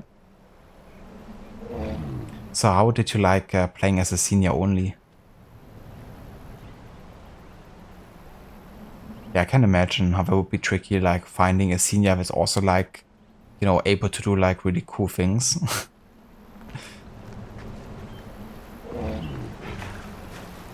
That wouldn't be an easy task. Also, Rod, thank you for redeeming history time. So I actually wanted to finish watching the documentary from Deutsche Welle that we watched the other day, or over the past couple of days. But recently there's been a wave of like strikes on YouTube, and that video has been privatized afterwards. So we can't actually continue watching it unless it has been reinstated now. But I can definitely look up something different we might be able to watch together, or I'm gonna have a look what I can maybe read for you.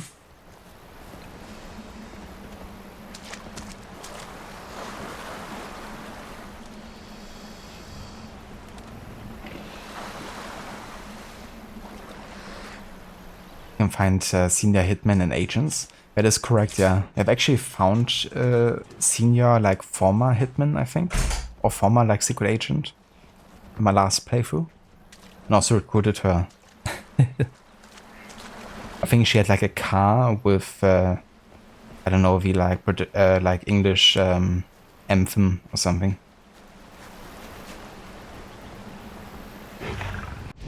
But yeah, so we're gonna go and quit the game here. And then we're gonna take care of some history time before we call it for today. Let me have a quick look here.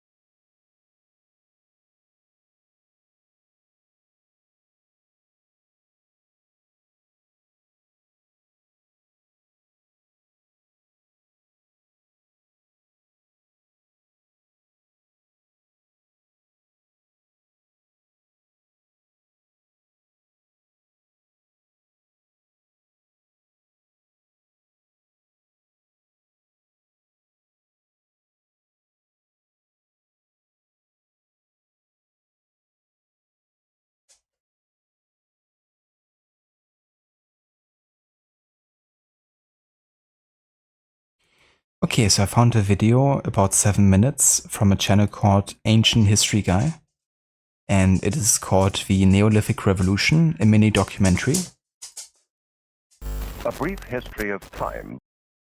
It basically talks again about, you know, the most important change really of this time, and what's also going to hugely influence the next game that we're going to be playing, Pre-Dynastic Egypt, which is, you know, the agriculture aspect. Kind of like the evolution from a hunting, gathering society to an agricultural society. And kind of like also with it, you know, settling down at one place and really like building that place up for you. Yeah, it's definitely one of the major aspects about Far Cry Primal 2, because while you do a lot of hunting and gathering, of course, and it's still gonna continue to be a big part, of course, of the diet and the way of living, at the same time you end up, building up your own settlement and like getting people to come live with you and using their resources to combine them for, combined strength. So this video is supposed to kind of like also talk about that aspects again in kind of like, a short format of 7 minutes.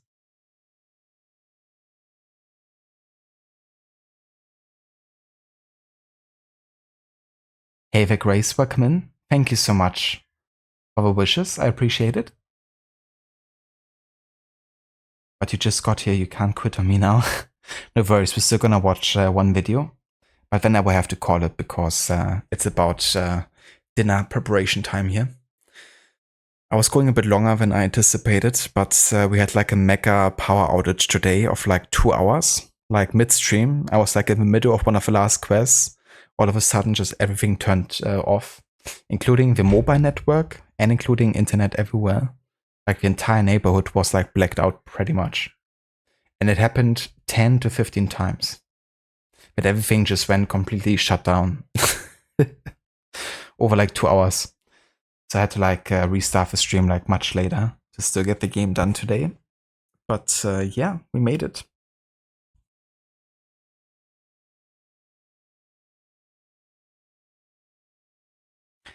What's next after this, Stanley?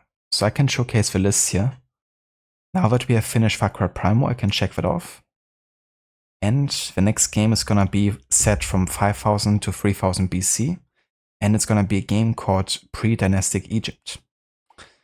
It is, I can maybe showcase that a little bit, real quick. Let's watch like a trailer for it to give you guys an idea.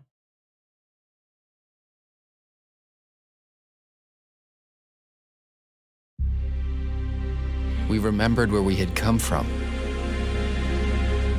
and we thought we knew where we were going. God showed us the way, and we carved it out with our hands. We had fields when there were deserts around. We built magnificent temples when others lived in huts. We created a great state, the one you have been studying until now. Yet we're gone, and you are here. And we will tell you about ourselves, so you can avoid our mistakes. 2,000 years of prehistoric Egypt. A real ancient city. First nobles and kings. The construction of great structures, temples, tombs. Wars, conflicts, invasions, internal turmoil, evolution of the gods, tremendous cultural achievements, and the greatest contribution in history of ancient Egypt civilization. Discover Egypt before the pyramids. So yeah, that's the game. So basically you're in charge of like making the decisions, like where do you want to farm, what kind of like, war tactic you might want to be using. The game seems to be a bit more on the rails, like you're not really free to do like so many decisions, but I don't mind it personally because I'm not like a huge strategy guy. So any help is kind of like appreciated. But yeah, it looks really interesting, and I think it's really exciting to be diving into a time even before ancient, like the old kingdom, right? Because there wasn't even a kingdom at that point. It's pre-dynastic, prehistoric Egypt. And it's even before the pyramids have been built, So yeah, it's going to be interesting, kind of like having the transitional period, now from like an agricultural society to, being like ruled by an actual king, a pharaoh, and being in charge of like building always like landmarks that people will associate with Egypt going forward. So yeah, I'm quite excited to be playing that next.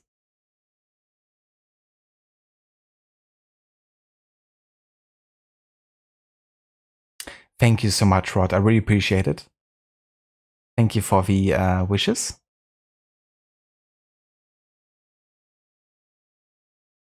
Yeah, honestly not sure, Grace, what happened there. Like, we went out to go on a walk with Nalu when it happened.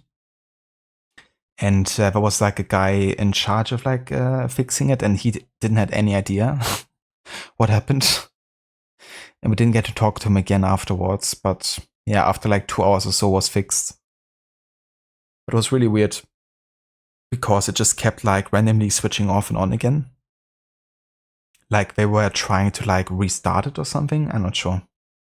It's like, have you tried turning it off and on again? Only we tried it like 15 times or something.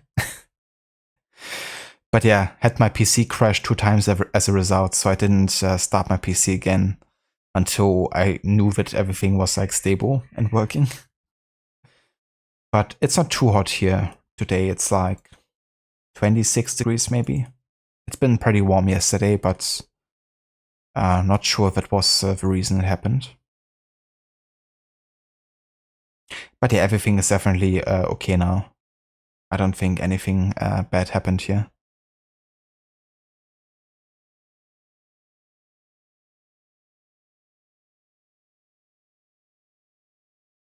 Someone say Tomb, discover Egypt before the pyramids, but we already did that in Odyssey. Ah, Jesus Christ. Yeah. Yeah, Odyssey. I was really thinking about including it into the timeline, but for one, Pharaoh goes until 300 BC, so it's kind of like going beyond Odyssey's time. 2, I've already played Odyssey just recently, and I can only bear to play it so many times in a short time. 3, it's probably one of the lesser historically accurate or trying to be historically accurate games, even though they did a lot of historical research and the discovery tours actually were done, but they didn't translate a lot of it into the game. And yeah, I don't know. There's just so many examples that I could be using to, I guess, see how was it really like. But I don't know. I'm not really interested in playing Odyssey anytime soon, so that's gonna be skipped. And I was also thinking about maybe playing the DLC, you know, like since I didn't include that in my last playthrough, maybe play for Legacy and you know, Fate of Atlantis. But Fate of Atlantis is so focused on mythology, which yeah has historical relevance, but it's not really something I look forward to in the games that I will be playing as part of the series.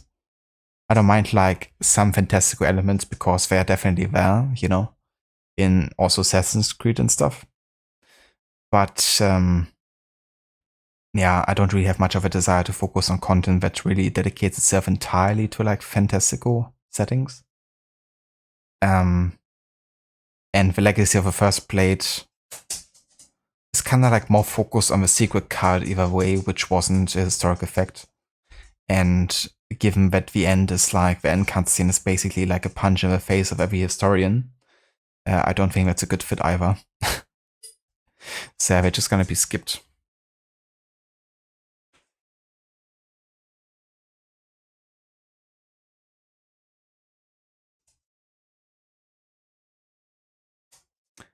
Okay, so they publish things like this in my online news sources. Maybe they have a blurb about what happened to explain it. Well, I can have a look. Why not? Though I don't want to share that here because it will kind of like reveal what area is affected, you know, by the city. So let me just have a look at my laptop.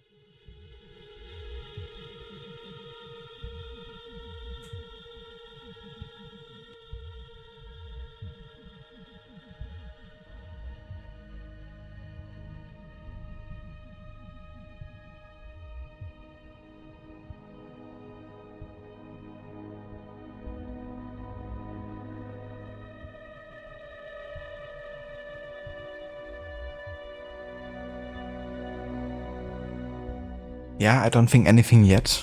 I mean, it just happened a few hours ago. So not sure if they caught wind of it yet. But maybe by tomorrow it's gonna be in the papers. Could be.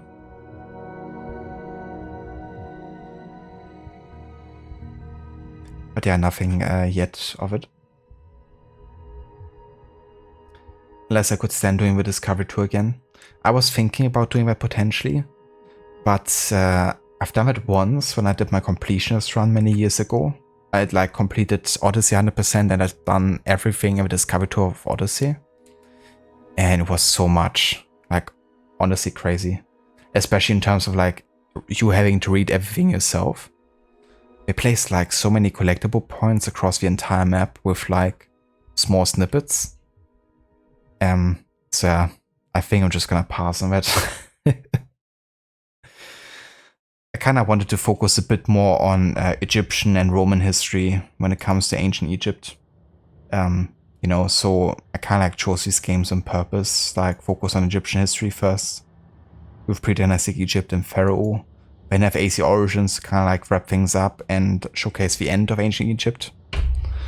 And then of course showcasing the Roman occupation of Egypt and with it, you know, the rise of Rome, which is also going to be shown to a degree in Rise, Son of Rome. And then we have more Roman history with Horrible Histories, which is based on a educational, comedic British show, apparently, which is supposed to be quite funny. I never watched it, but I saw the game and wanted to include it. So it's kind of like focusing on like Egyptian history, then transitioning over to Rome a bit more.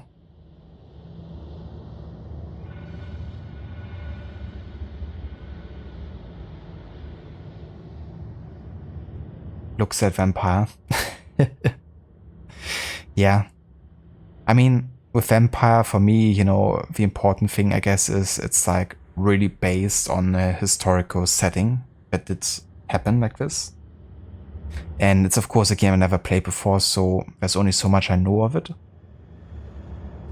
But yeah, it's still like a different situation for me than Fate of Atlantis, for example, which is like entirely based in, you know, the mythological spaces. But yeah, there's certainly elements of fantasy in it, and it's not gonna be the only game either.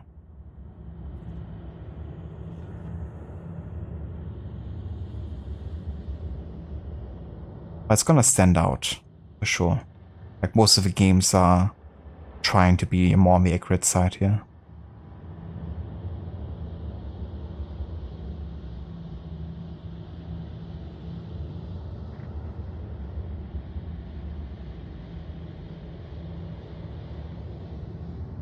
Yeah, I gotcha, Grace. Gotcha? Absolutely rot. Yeah, that's super time consuming.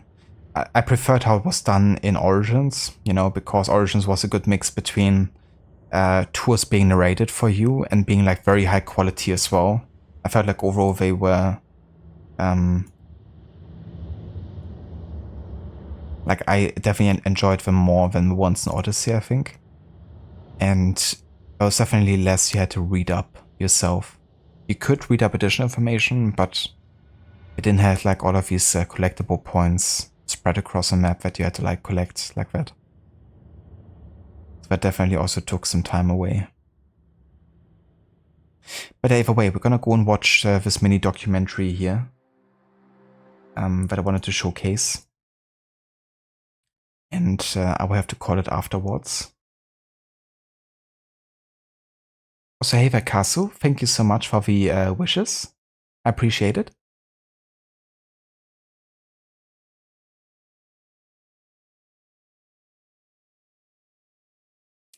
Which is supposed to be funny, but you don't see how. A German, probably. Probably. Germans don't have a sense of humor.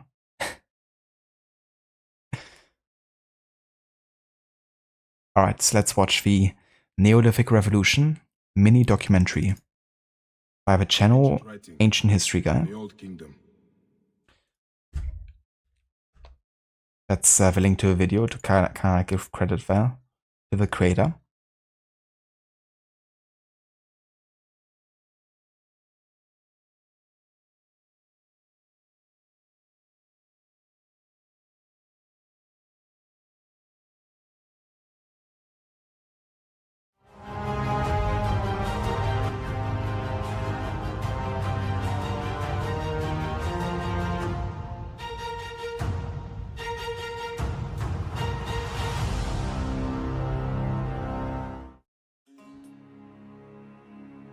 When looking at our lives, it's hard to imagine that things were any different.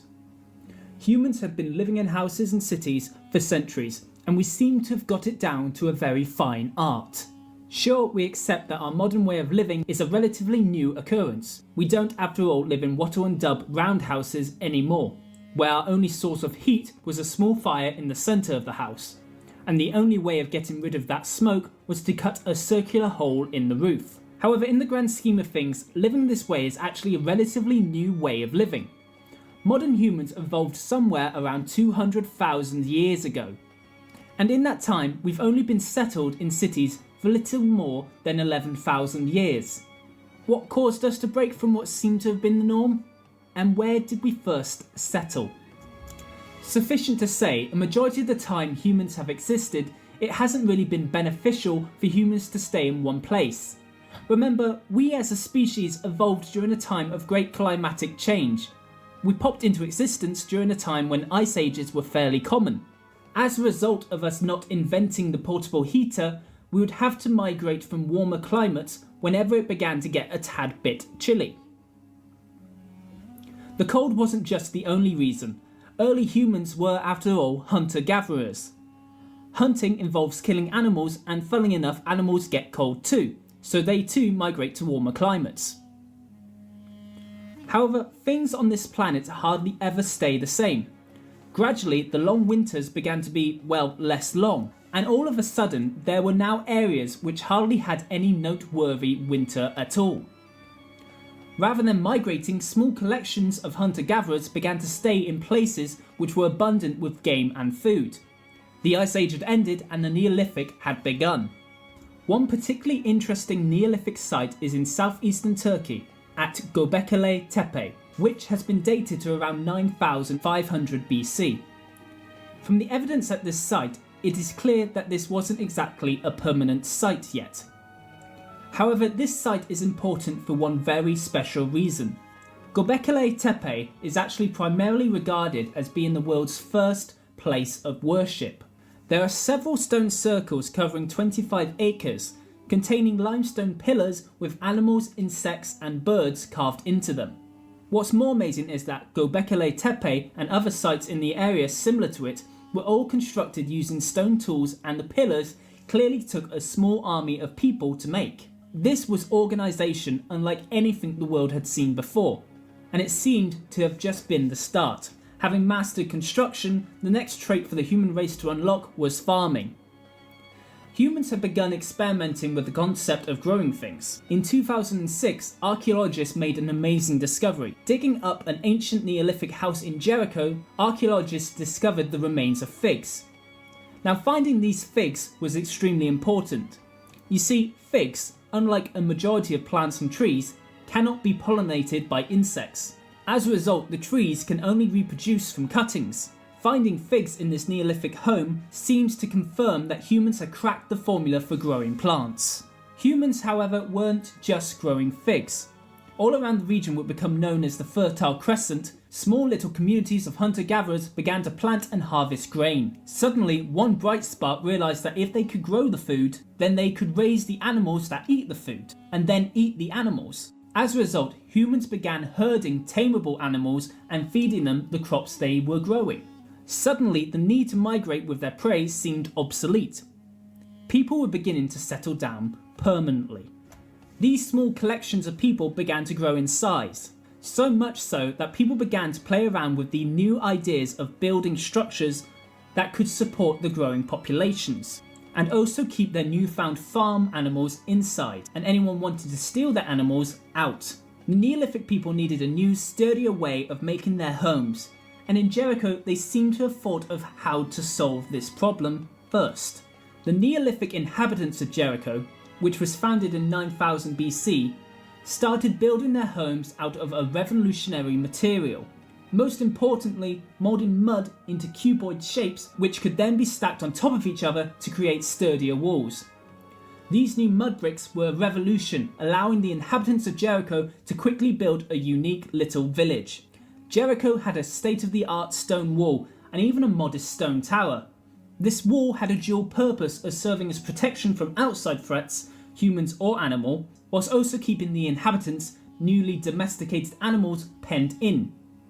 There's even some evidence that the inhabitants of Jericho had actually began stockpiling food reserves, thus proving that these people had firmly decided to stay put.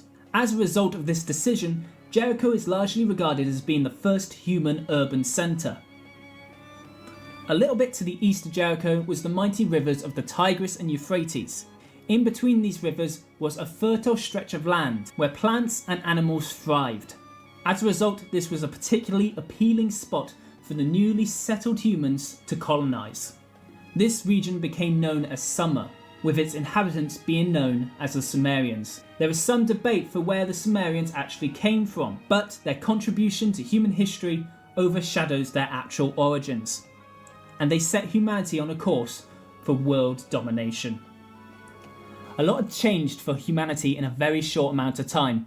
Within a matter of centuries, we had gone from primitive hunter-gatherers, barely surviving the climatic changes between ice ages and warm periods, to, within a matter of decades, putting down roots. Humanity was now growing their own food, and clusters of people were slowly beginning to come together, attracted by the notion of not having to migrate with their prey, and the seemingly simpler and safer life of living together in communities.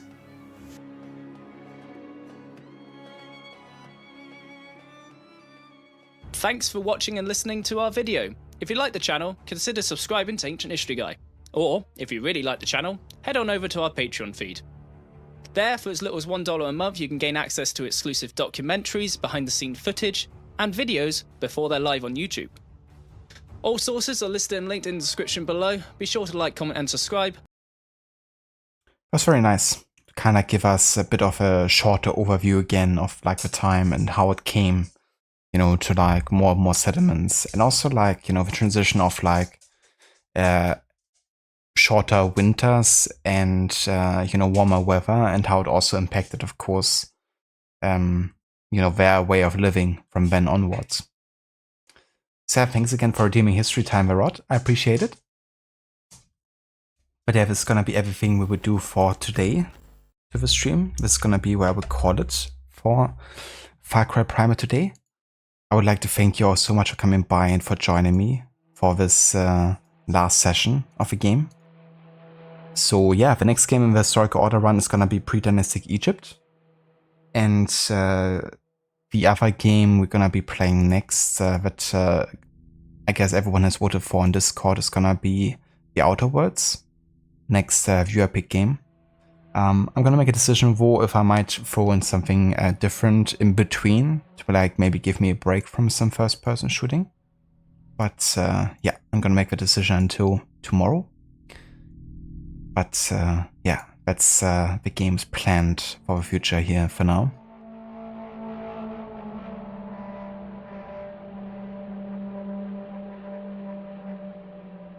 No worries for showing that, Rod. Yeah, there's some great people, you know, like creating these videos. And yeah, I think it's also really cool that they had their own kind of like art style they created for the videos too.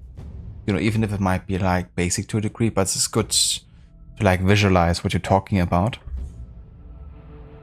Makes it easier to understand as a viewer.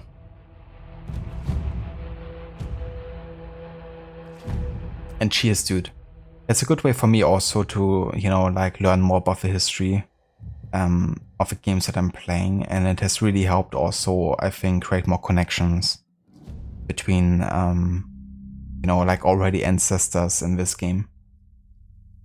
I'm also gonna keep on watching as much behind the scenes as possible, because they usually tend to talk about the historical research as well to some degree, you know. Given that every game is a historical one, they would, you know, make some form of like research. So whenever I can find behind the scenes for a game, then I'm also definitely showcasing it. In addition to the historical research center. But yeah, for now though, gonna go and raid out to I'm in a bear suit if we can. I'm just gonna check if he allows raids today.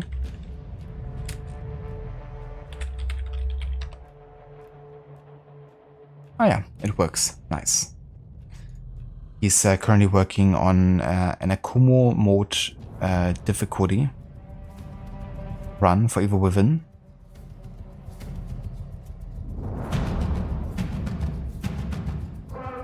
So if you would like to follow us, there's some raid emotes in chat. Feel free to copy and paste them.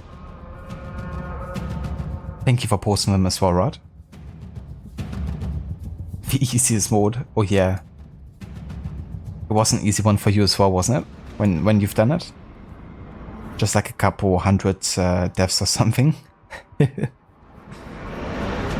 I can't really imagine like how quickly you're dying on that difficulty.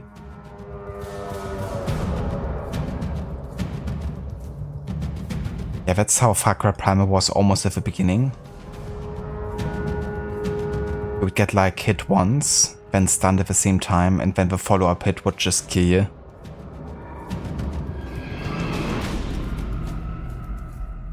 Definitely harsh when you have those kind of like changes. But yeah, let's have a look how Ambassador is doing with the game. I will catch you guys next time. Thanks again for being here, and I will see you tomorrow.